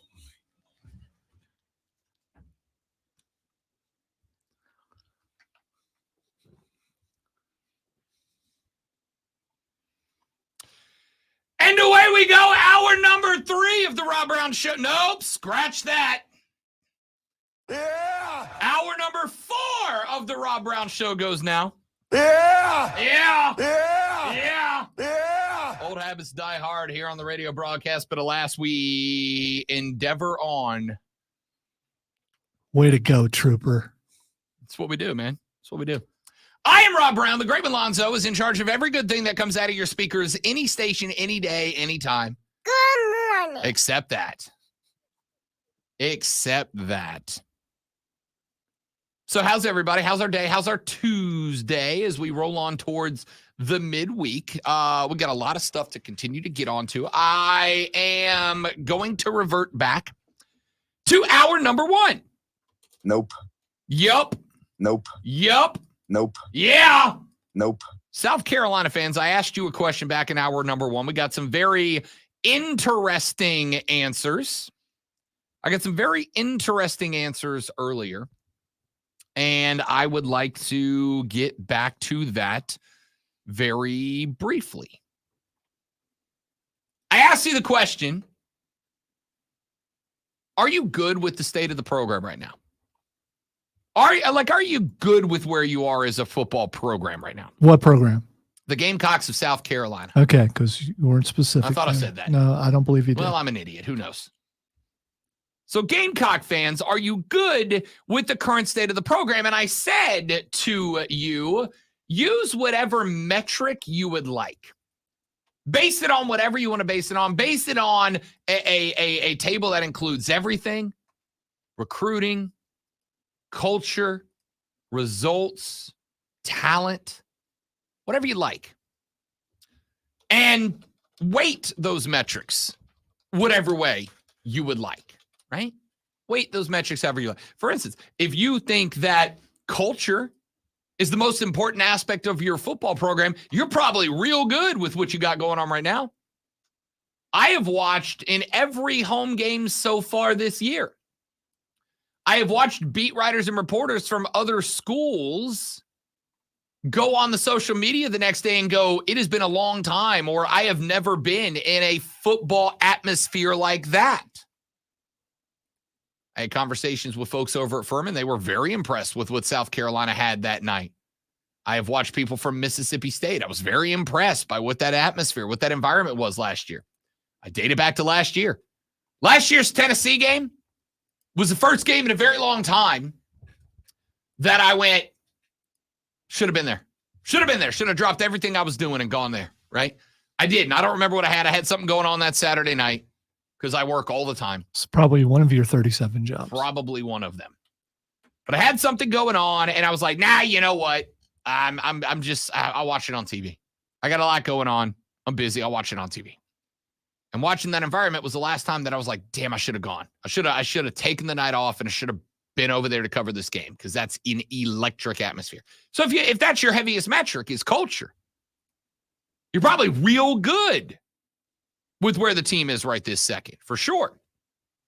If your heaviest metric is results, I don't know, maybe not so much, right?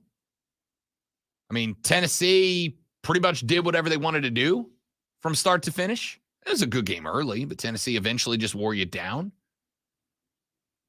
Real happy with the results of the first half of the game against Georgia, maybe not so much the second half of the game against Georgia. Mississippi State built up a real nice lead. Watch State kind of chip away and hang in there maybe longer than you would have liked. Maybe you base it on recruiting. Recruiting on paper looks good. The roster on the field leaves a little bit to be desired. Maybe base it on usage of that talent. I've asked the question a couple of times this week, and I'll ask the question a couple more times. Where's Nick Harbor right now?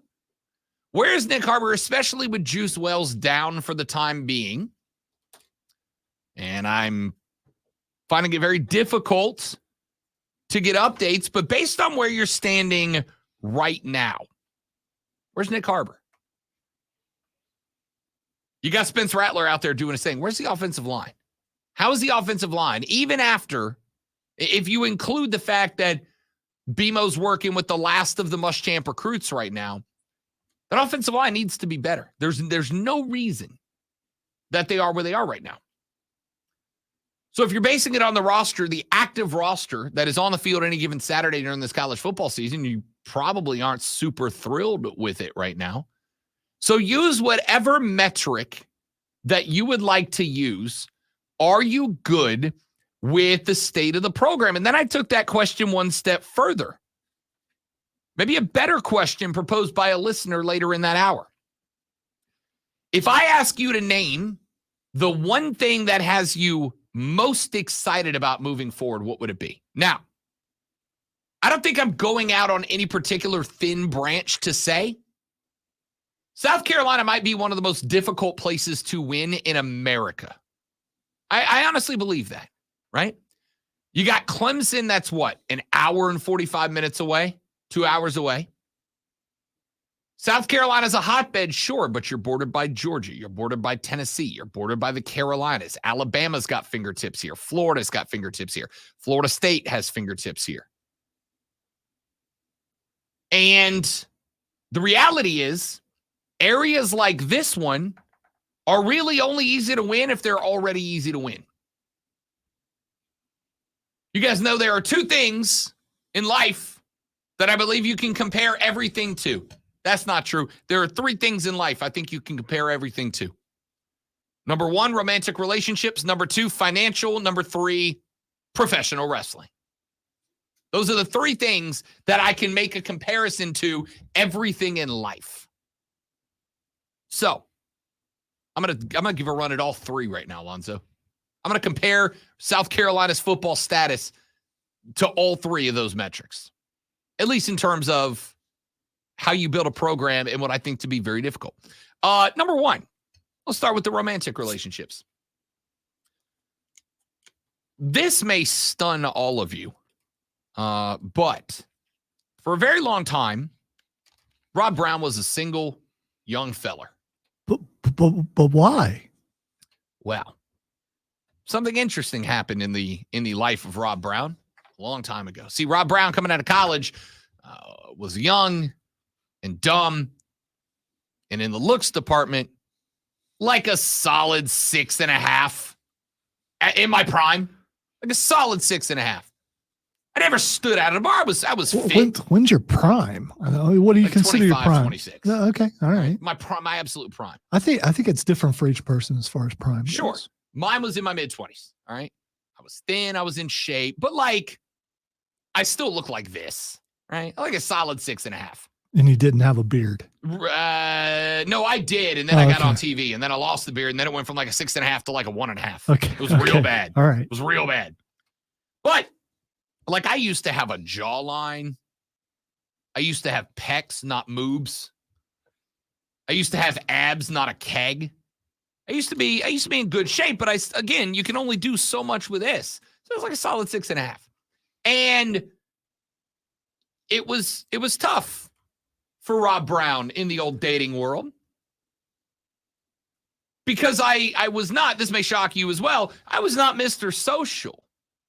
I know. I wasn't always this way. I had to work my way to this. I feel like I'm being led a certain way because I used to be very awkward. Come on. Very awkward. Come on. Okay? Come on. Very awkward. Used to be? Used to be very awkward. Okay. Definitely not anymore. All right. Now I'm just, oh man, social butterfly. Rico Suave is who I am now. Wow. I know. And so it was very difficult to go out and meet the ladies back in the day because I didn't stand out from the crowd. You weren't, no woman was picking me out of a lineup and being like, that one. And approaching women it's still not my strong suit, by the way. You can hand me a mic in front of Shouldn't be now. Oh, I'm not doing it anymore. Yeah, okay, all right. But before I met the fiance, like right when I moved here, you can hand me a mic in front of the entire filled up Bon Secours Wellness Arena, and I will fire them up for a hockey game, no problem. You hand me a mic in front of the entire filled up floor field, and I'll fire up a baseball crowd, no problem. But you asked me to go talk to the pretty girl at the end of the bar, didn't work. Didn't work. All right, this is very awkward. Tough in the dating world. Then something happened. Then one day, got into a band. Started playing music. Band kind of got a little popular. Started playing music across the region, the entire Florida Panhandle, from Jacksonville to Mobile, Alabama.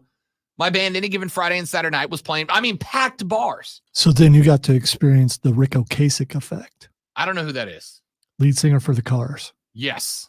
Dating supermodels. Yes. Have you seen the lead singer for the Cars? No. I'm assuming he's the Rob Brown of the music industry. Oh, no. You look up Rick Ocasek back in the day, you'd be like, man, I look good. Let's see. Rick Ocasek. Oh, yeah. Yeah. Just Google image that. So Rob Brown started playing bars. And all of a sudden, when I rolled up into a bar where the band had played and the band was kind of relatively well known, right? It's a little easier to talk to the ladies. What's the name of that band? Shenanigans, the world's most persistent 80s and 90s cover band.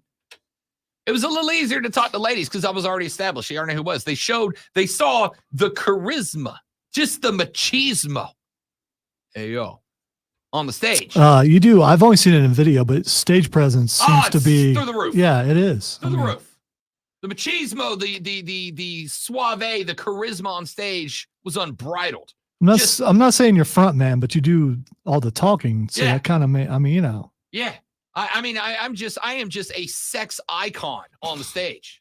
Not so much off of it. All right.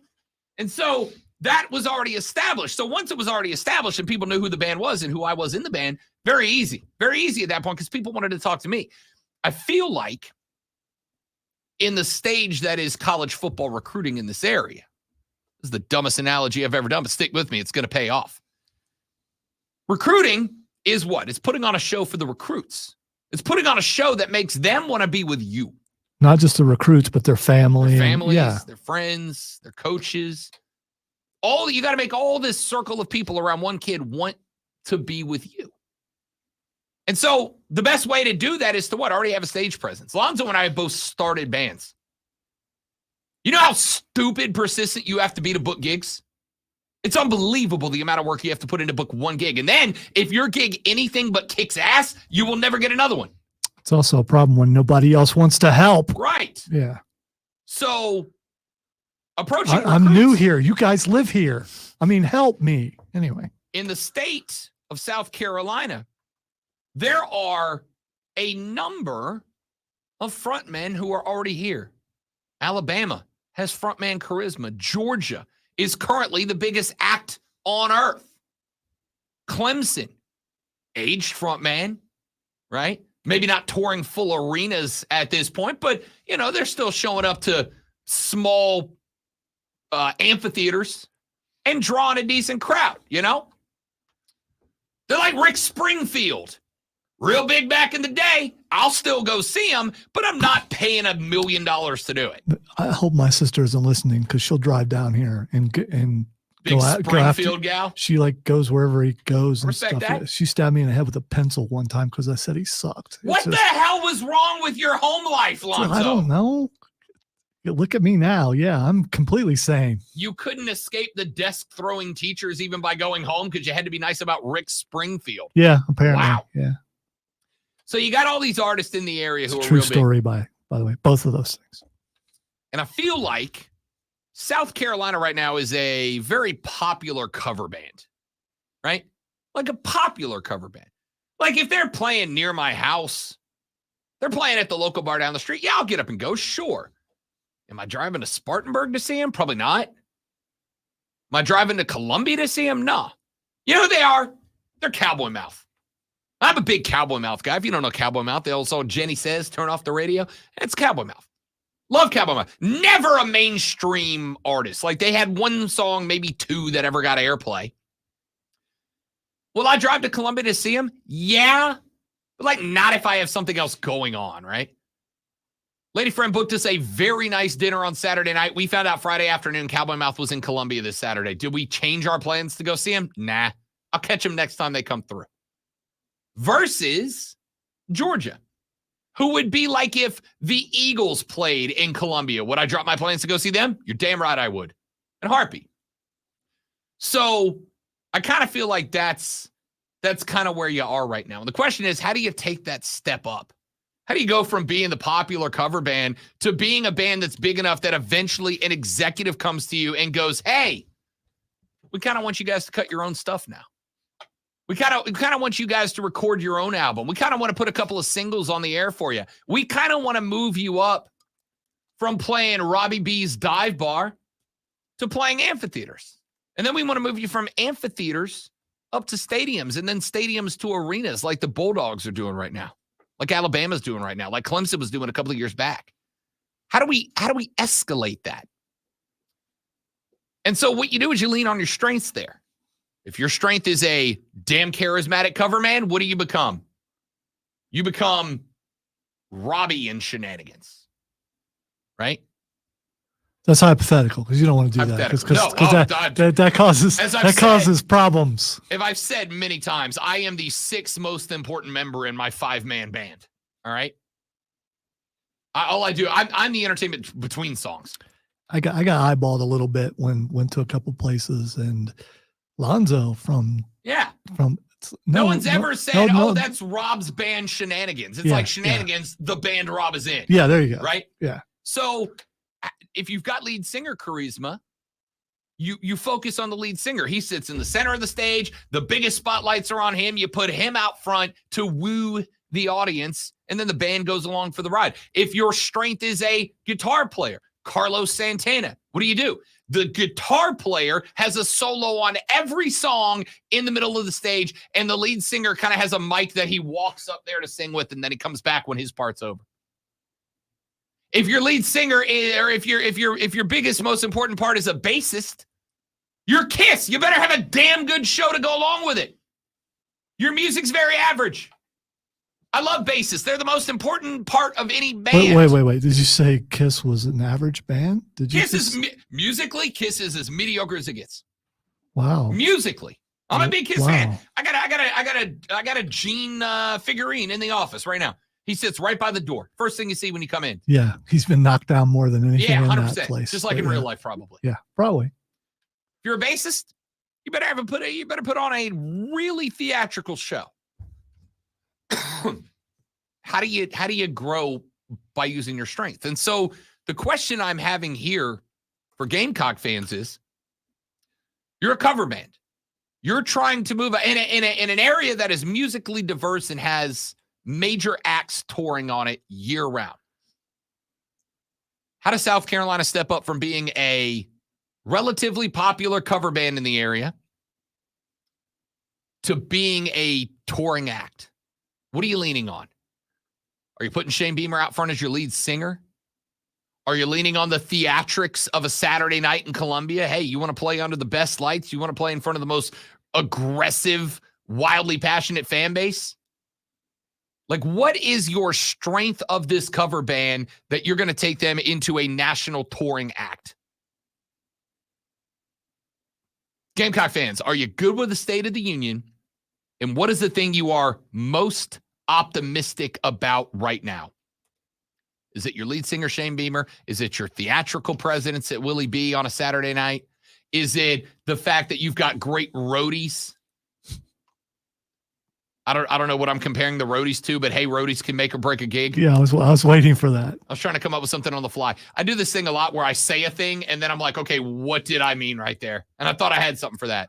I got it. I was going to say, as the roadie of the radio station, I'm waiting for this analogy to work for me.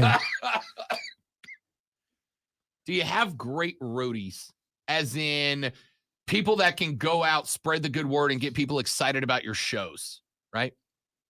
Because a roadie really kind of has two jobs. Number one, they got to set up all the equipment to make sure everything's going to go smoothly. And number two, they got to help you get people to come to the show before your brand sells itself.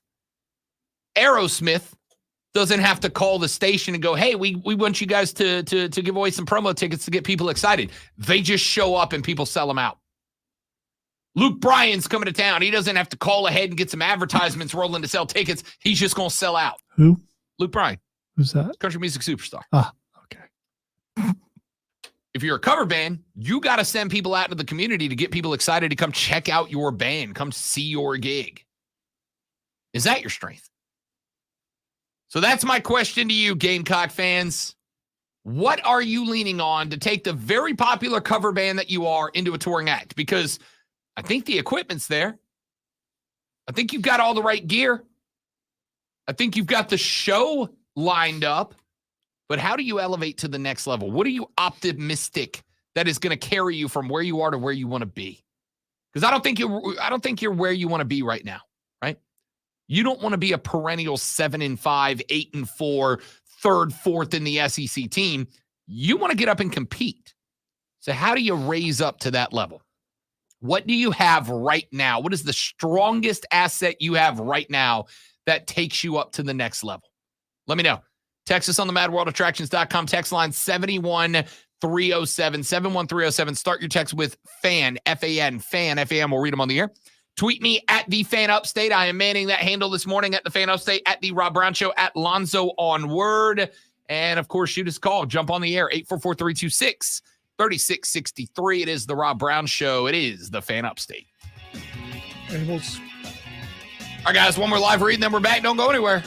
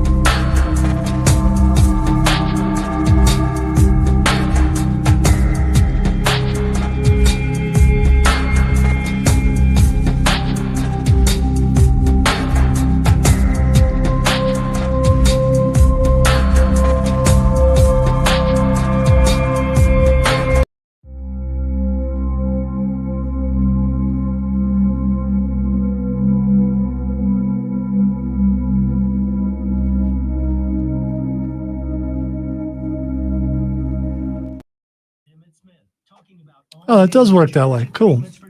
So Zach mentioned something about the Moonslayer. So many moons ago, see what I did there? The sales manager downstairs, who's no longer with us, he's still alive. He just doesn't work here anymore. Okay. That was a dramatic way to phrase it. But okay. Decided that we would be doing a high school scoreboard show. Yep. And I was told to do a high school scoreboard show. And I said, I'm not from here. I don't really know the high schools from here. And then I was told, do a high school scoreboard show. So I said, okay. So I brought along Zach and a guy named Dave.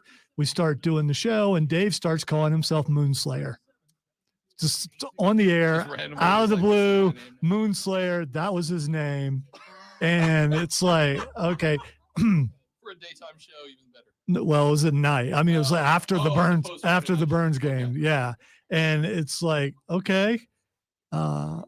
I don't know if Zach and I ever really talked about it, but I do believe we exchanged looks when Dave decided to go Moonslayer. And then we, being us, just went with it and went into it. If I recall, I think he had a backstory for being Moonslayer and stuff. It was, and we did all that. And we still couldn't get taken off of that show. No matter what we did, we went with it, and because we didn't want to do it. But eventually that show was still listened to by a lot of football teams because we gave the scores out and then did whatever that was. He also changed his name to something else later on. He stopped being the Moonslayer and went to something else. I can't remember what it was. And then one day, like the Moonslayer, he was gone, and we were all saddened. So he's mysterious. Yes, we did. We tried to kamikaze that thing. We absolutely did. And no matter what we did, it did not work. I mean, we didn't violate FCC, but still, we tried.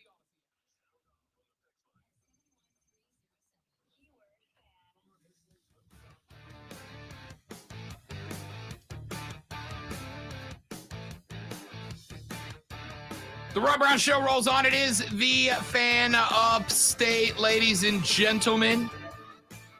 Recapping the show so far today, we have talked about Emo Jimmy Butler, Jimmy Heat World, right there in front of you. Fantastic stuff. We gave you the water cooler cheat sheet, the 3 items you have to know. We do that every day at 7 a.m. Your 3 stories today.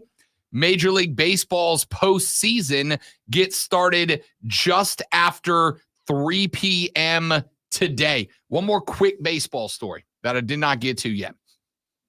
They released their attendance numbers yesterday in 2023, 70.7 million in paid attendance. That is an almost 10% increase over the in-person attendance from last year. There were 64.5 million that went to a ballpark last year, 70.7 this year. The first time since 2017 that attendance reached 70 million, and 11 baseball weekends brought in over 1.5 million in ballpark visitors over the course of the year.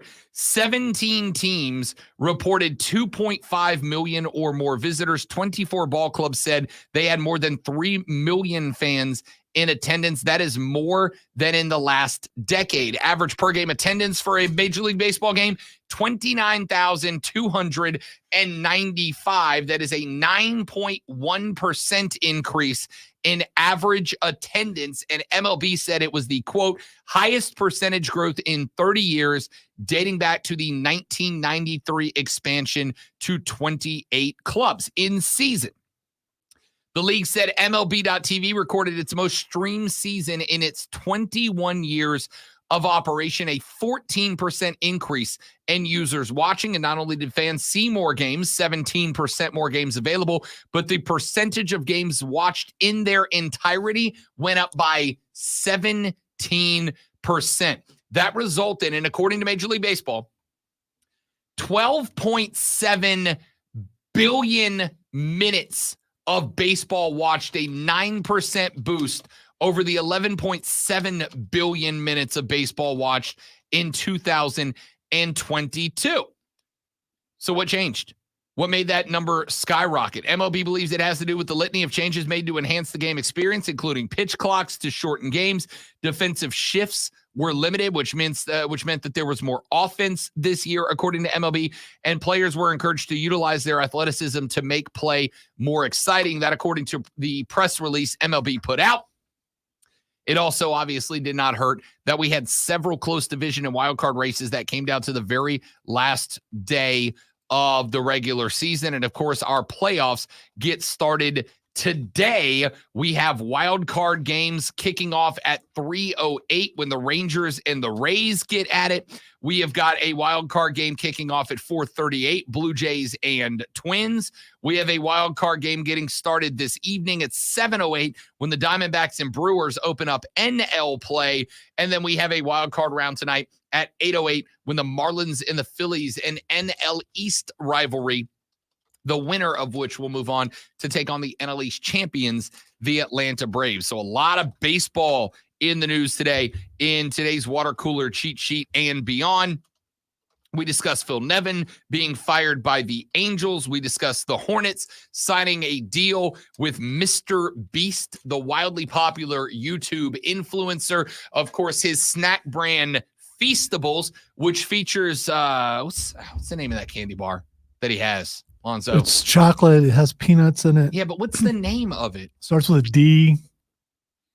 Darn Good Candy Bar? I think so. Maybe. Dadgum Delicious? What's the name of that bar? It's not it. D something. D's Delicious? Maybe. It could be delicious. We haven't tried it yet. Although it is available at your local grocer. If I bring one tomorrow, are you eating it? Absolutely. It's chocolate, dude. So the Hornets getting into the influencer world. It's a good move. It's a good move. There are pictures now of the jersey with the logo with on that it. Patch? Yeah, it doesn't have that patch. The Feastables. With the Feastables, yeah, you should. Yeah, it looks good. I mean, you wouldn't even notice. Yeah, you wouldn't notice. So I don't know how does that help other than him talking about it with all his viewers. I mean, if you look at the jersey, it doesn't stand out. I would agree, but I don't think it necessarily needs to. I think what you need is Mr. Beast promoting the Hornets. Mr. Beast has, shut up, Mr. Beast channel, 188 million YouTube followers. Glad Mr. Beast was clean right there. Yeah, you and me both. 100 autoplay is the worst thing to happen to the internet. I don't ever want your video to audio play. There is no point. Would you not want our video to autoplay? No. Okay. All right. No, you want to know why? So you want choices, man. Correct. Okay. I'll tell you why. If I go to your website, like, I don't know, if I was sitting in a spot where I was at work and I can't have audio playing, I'm in the boss's office, I'm ignoring what he's saying, I'm scrolling my phone, and if he asks, I'm like, nope, important work stuff happening over here, Mr. Boss Man. I'll say we'd never have that problem. We would never here do that. because we're instructed to always have eye contact with the boss. You got to look him straight in the eye. You look away, could be bad for you. Right. But if I was not paying attention, if I was half paying attention in any given meeting, and I was like, let me just scroll, see if this guy's got any videos. Because like on YouTube, you can mark a video watch later, and I'll do that throughout the day. If something pops up, then I'm like, I want to watch it, but I need to focus on this thing right now. I'll click save, watch for later, and I'll go home at night and I'll watch whatever I got put together for the day. If I do that and I go to your website and it just starts autoplaying, what am I doing? Instantly closing out, never coming back. Never coming back. Autoplay is the worst thing that's ever happened to the internet. Or if you do that, while you're supposed to be paying attention to the boss, you may have plenty of more time to. That's true. To you peruse might the have internet. a lot of YouTube browsing time lined up after that. But if I like your channel, if I come there and I see some videos, I'll save them all for later. And I won't close out your page and never come back. James says this is why I want MySpace to stay dead. I don't remember that MySpace had, because I don't remember MySpace. If you went to somebody's direct profile, they could put the little song up there. They could put a song up there that whatever their jam was, they could put it up there. And when you went to their profile, it just started autoplaying. And sometimes it would be just tragically bad music. Sometimes it'd be great stuff, but just tragically bad music. That's if you get in somebody's top 8, you get the little notification, Lonzo was added you to their top 8. So you go check out Lonzo's page. Why'd you use me as an example? Because my page was the band page. Yeah. So and when you go to Lonzo's page, it just starts playing Rick Springfield, or else his sister's going to beat him up. Yeah. I need to write a parody of that. I really do. And just record it and send it to my sister. No one else needs to hear it but her. So we talked a little bit about that earlier. I think that's I think it's a great move for the Hornets. I asked South Carolina fans a question, and I'll put together some of y'all's answers. I'll compile some answers, and we'll kind of revisit this tomorrow. I look at the South Carolina Gamecocks right now as like a wildly popular cover band in an area that is inundated with great music. I think it's difficult. Like when I was in my cover band, we were down in the Florida Panhandle, not a lot of great music coming through there. We didn't really have any big time arenas. Like every now and then the Pensacola Bay Civic Center, which is pretty much the same size as the Well, every now and then on like a Tuesday night, a big touring act would come through because it was a little pit stop between New Orleans and Jacksonville, Atlanta and Miami, whatever. And it was just, hey, it's a 3-day drive to get all the equipment down there. So let's stop and play a show in Pensacola to earn a little beer money. And that was it. So it was kind of easy because we never really had to go up against Garth Brooks on a Friday night. We didn't really have to go up against, whoever, J. Cole on a Saturday. It was like, you want music? Shenanigans is playing at the bar. That's your best option. Up here at this area, you got a lot of great bands that come through. You got Charlotte, you got Atlanta, you got Greenville, the Well. I mean, there's some big acts coming through there. Heritage. Andrea Bocelli is coming here, y'all. Are you kidding me? You get a Bocelli show, you've made it. Is that like opera? Yeah, Opera Symphony. I can't wait. I'm 100% in. I think it's the night after Valentine's Day. Do you? What you know who we get on Valentine's Day? Who? Freaking Journey, dude. Yeah. Journey and Toto. Can't wait. Yeah, we've had this discussion. I would want to see Toto for sure. Yeah, you're getting both in one night. It's going to be exceptional. Who headlines? We got to find. Who goes first? Journey. Come on. Journey. Come on. I am coming on. You're the only one who's more excited about Toto than Journey. No, I can. The only one. I can point out some people down the hall. You were the only person not in your. You're the only person outside of your circle. Nobody else is more excited about Toto than Journey. There's a shorter person down the hall who's very excited In your about circle. Toto. How's that my circle? I mean, The building's your circle. You're right. I know. I don't have a circle outside this place except for my immediate family. This place is more excited about Toto than Journey. Well, I basically live here. I don't have time for friends. So we get, this is an area that is a wonderful music scene. Wonderful music scene. We got Andrea Bocelli, we got Journey, we got Toto. I mean, just the biggest acts in America. What does Bocelli sing that I would know? Stevie Nicks is coming, dude. Stevie Nicks is coming. Does she do just her hits or her hits and Fleetwood Mac That's a hits? great question. Because she had quite a few hits on her own. She did. And then also was in a relatively successful little minor band. Because if she comes and she project. does Edge of 17 and doesn't do Rhiannon, that's a problem. I don't know what she's going to do, to be honest with you. I don't know what she's going to do. I know I'm going to be there. Not only am I going to be there, I'm probably going to be in a box for that show. The fiance is I was going to say, I don't think you have much of a choice on that one. Fiance is a massive Stevie Nicks fan. So there's that. Of all the shows coming, I'll be at that one in the best seat. All right. But here's my comparison. South Carolina, wonderful tour, like wonderful regional. I probably know someone who might be able to get you backstage. You know? Listen, if he came to me and said, Rob, I can get you backstage to Stevie Nicks, don't be shocked if I turn up dead the next day. Why don't you just go ask? I probably should. Yeah, I mean, it's not going to, I mean, the worst he could say is well, a few words. Leave me alone, you psychopath. Don't ever come into my office. A few words again. and then say, I see what I can do. I mean, you're on good terms. We'll so, see. We'll see. I think that South Carolina to me represents a very popular regional touring cover band that plays in an area that has a lot of big time national and international acts coming through. How do you elevate? How do you get to where you are being asked to go play your own gigs and record your own music in an area where Stevie Nicks is playing, where Journey's playing, where Luke Bryan is playing? Where all these I'm getting the feeling that you don't know any other modern acts. I'm just going with bands I know that are coming around. Okay, all right. I'm trying to use bands that are actually coming here. You're mentioning all the ones that you're trying to go see. Foo Fighters are coming here. There we go. I mean, but I don't know. When's the last time they put out an album? Drake is coming here. Started from the bottom. Beyonce is coming here. I don't know. Beyonce's not coming here. Yeah, we're probably not. Tay-Tay's not coming here either. Point is, how do you elevate yourself? That's the question I asked of you guys and would love for you to answer it. We'll compile some of your answers, put them together for tomorrow. Texter said, the Gamecocks will elevate to the next level when they start playing their 5-star instead of their backup quarterback at wide receiver. That is so freaking frustrating. Yeah. I asked that question yesterday. Why in the hell is Luke Doty playing wide receiver and not Nick Harbor? So what you're saying is if Nick Harbor were out there starting, the Gamecocks would be undefeated. No, I'm saying that he's going to make that much of a difference this year that they would have at least won one more game. He would make any difference?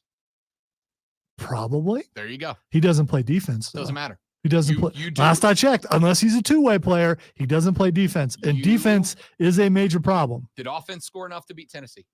No. Did they score enough to beat Georgia? No. Did the defense stop them so the offense would have more of an opportunity? The offense has to be putting points on the board. You know what your weaknesses are, and you know what your strengths are, and you know you got the best quarterback in the SEC, but you also have one of the worst defenses. Every drop, every straw on the pile makes it bigger.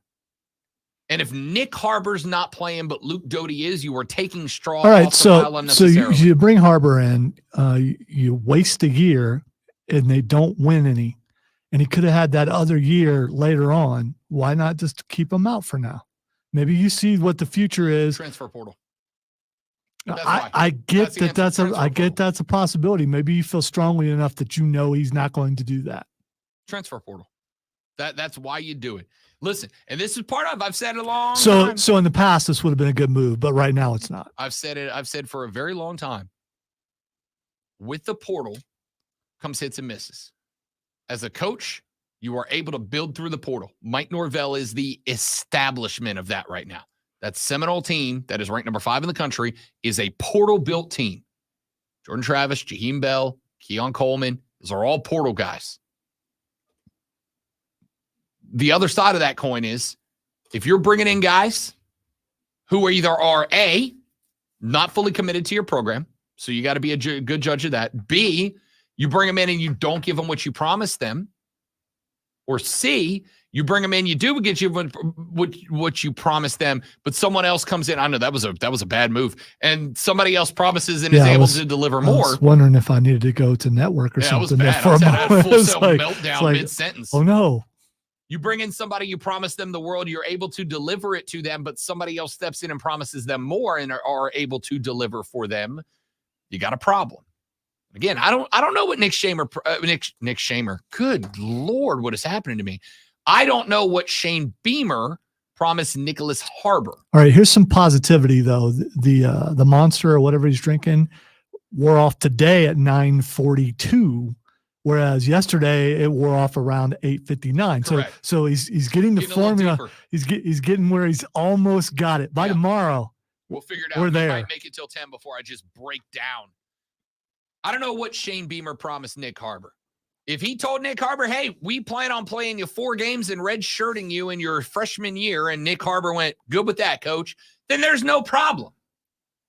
But I'll tell you, there is for a guy who has said about, say, the Carolina Panthers, wins don't matter. I know it's counterintuitive. No NFL fan wants to hear that your team doesn't care if they win or lose. I get it. I understand. But wins don't matter. Growth and development does. Wins kind of do matter more at the college level. Wins matter because it's easy to go out and recruit when you're sitting on a 7-5 record with a bowl win to go up to 5-star recruits and go, look, we're real close. And imagine if you're the difference maker. Imagine if you're the guy that takes us from 7-5 to 11-1 or 7-5 to 12-0. Imagine if you're the guy that takes us from the Gator Bowl to the Sugar Bowl. Imagine how big of a celebrity you're going to be to get that guy to buy in. Imagine how much more difficult it is to go to a Nick Harbor now if you win the year 5-7.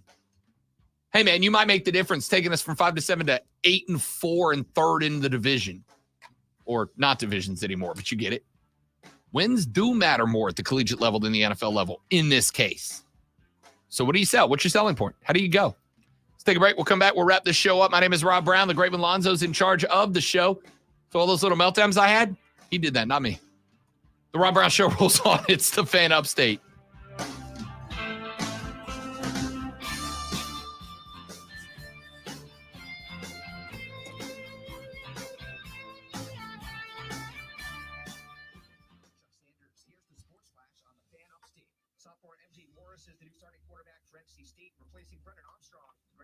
effort from Virginia, who started the first 5 games of the season. Luke comes after the 3-2. Wolfpack failed to score in the second half of last Friday's 13-10 home loss to Louisville. No major changes in the AP Top 25 football poll this week. Georgia, Michigan, Texas, Ohio State, Florida State, Penn State, and Washington stay the same from 1 through 7. Oregon up a spot to number 8. USC down 1 to 9.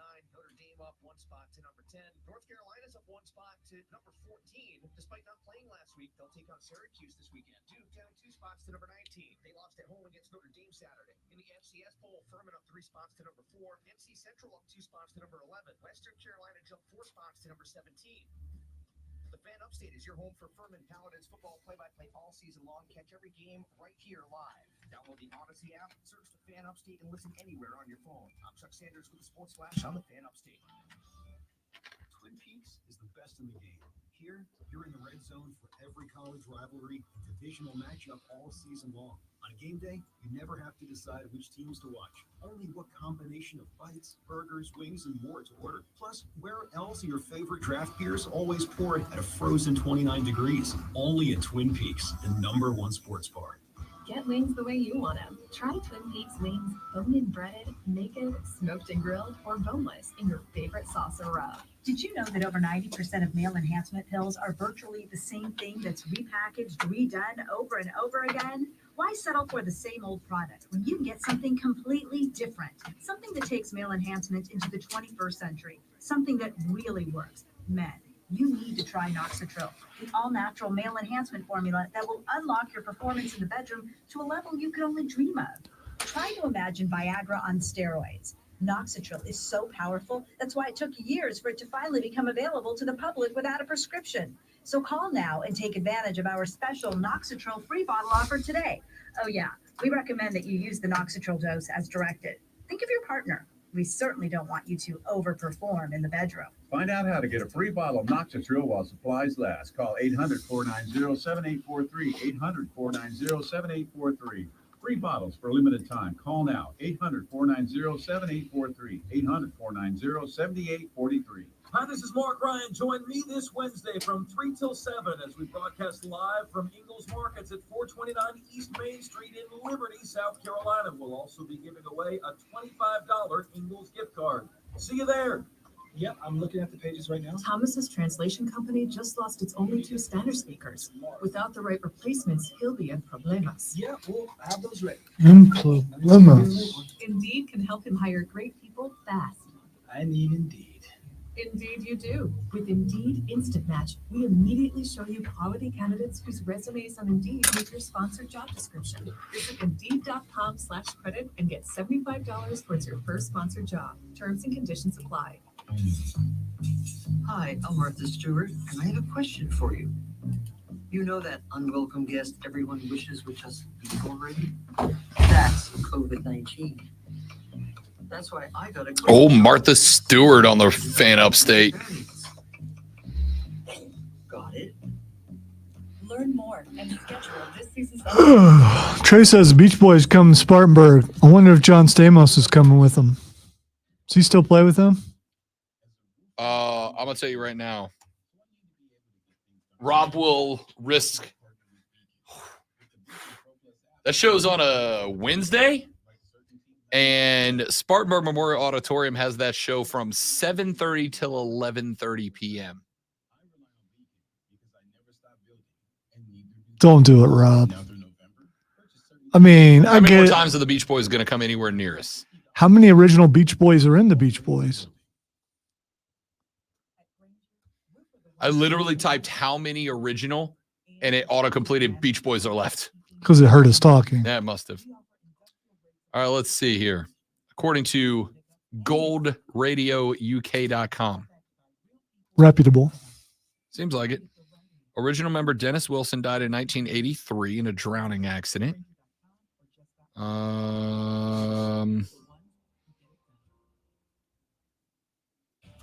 Do you know Glenn Campbell was in the Beach Boys? Mm-hmm.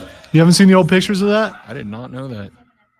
There have been over 50 members of the Beach Boys. Has there been more members of the Doobie Brothers or the Beach Boys? Which band had more?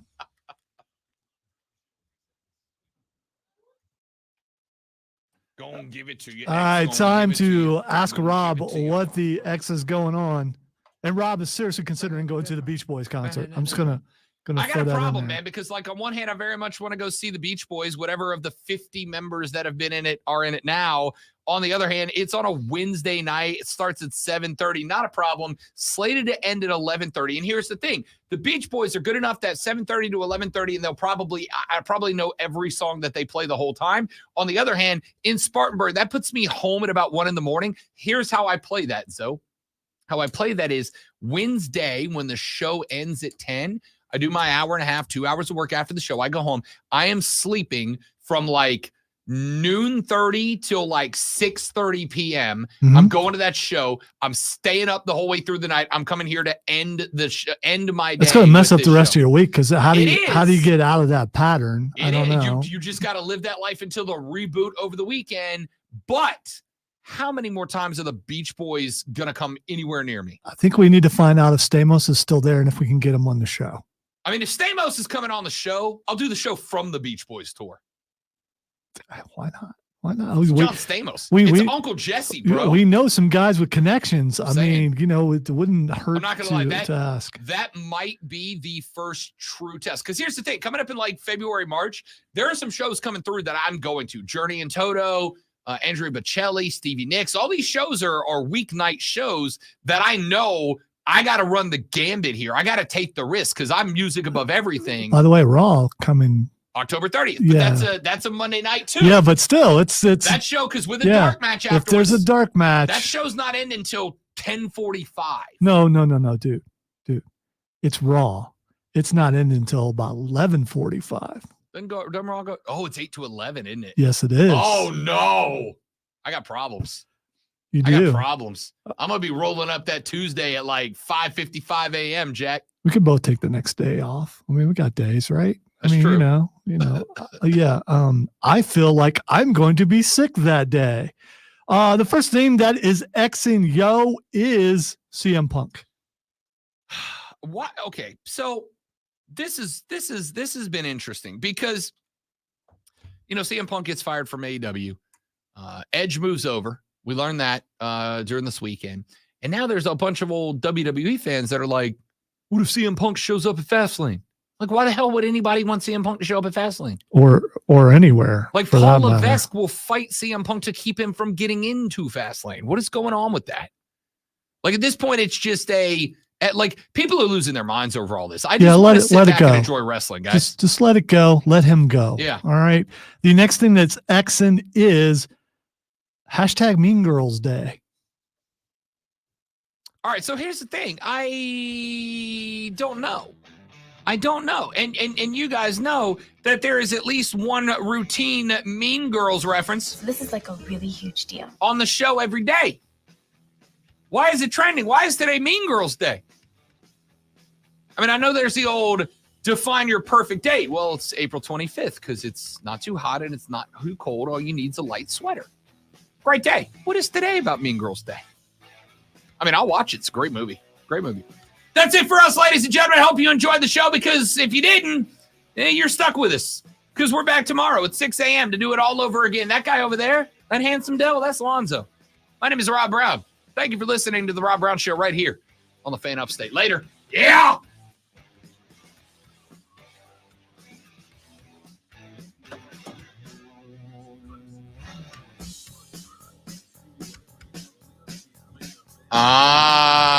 Thank you. Keegan coming through in the clutch, reminding me of a reference that slipped my brain. Well done. Well done. Attaboy, Keegan. Still have never seen the movie. So, I mean, you got to watch Mean Girls. It's I phenomenal. went to high school. I know exactly what Mean Girls is like. Yeah, but that's like saying I played high school ball. I don't need to watch Varsity Blues. No, you still need to watch Varsity Blues. Another incredible movie. It was whipped cream and stuff. Yeah. It's just... It was. Yeah, it's just, yeah. And a young Captain America, if I recall correctly. No. Wasn't Chris Evans in that movie? No. Who was in that movie? Somebody was in that movie. It was Vanderbeek. Vanderbeek was in it. Oh, yeah. Paul Walker. That's who was in that movie. Was that Paul Walker? Yeah, Paul Walker was in that movie. Let's see. Vanderbeek, John Voight, was Coach Kilmer. That's a good point, Keegan. Paul Walker. That's a very good point. Amy Smart. I thought there were more. Ellie Larder. I guess that was it. Paul Walker. That's what I was thinking of. Your high school was built different. Teachers chucking desk, sisters stabbing brothers with pensacles. Pensacle? All right, I'm done. I'm out. Excuse me, is that a pentacle you got over there? So your pensacles are showing. I don't want your pentacle showing, you know. Oh, certain ages, a pentacle will do things you don't want it to do. I'm struggling today, kids. All right, thank y'all for watching. Hope you enjoyed it. We'll be back tomorrow to do it all over again, but better. You're all lovely people. Tell your friends about it. Share it around on the social media, etc., etc. How do I get through that without butchering it? But I can't say the word pencils. Pensacles. Struggle's real. See you guys tomorrow. Thanks for watching. Goodbye. Can't match.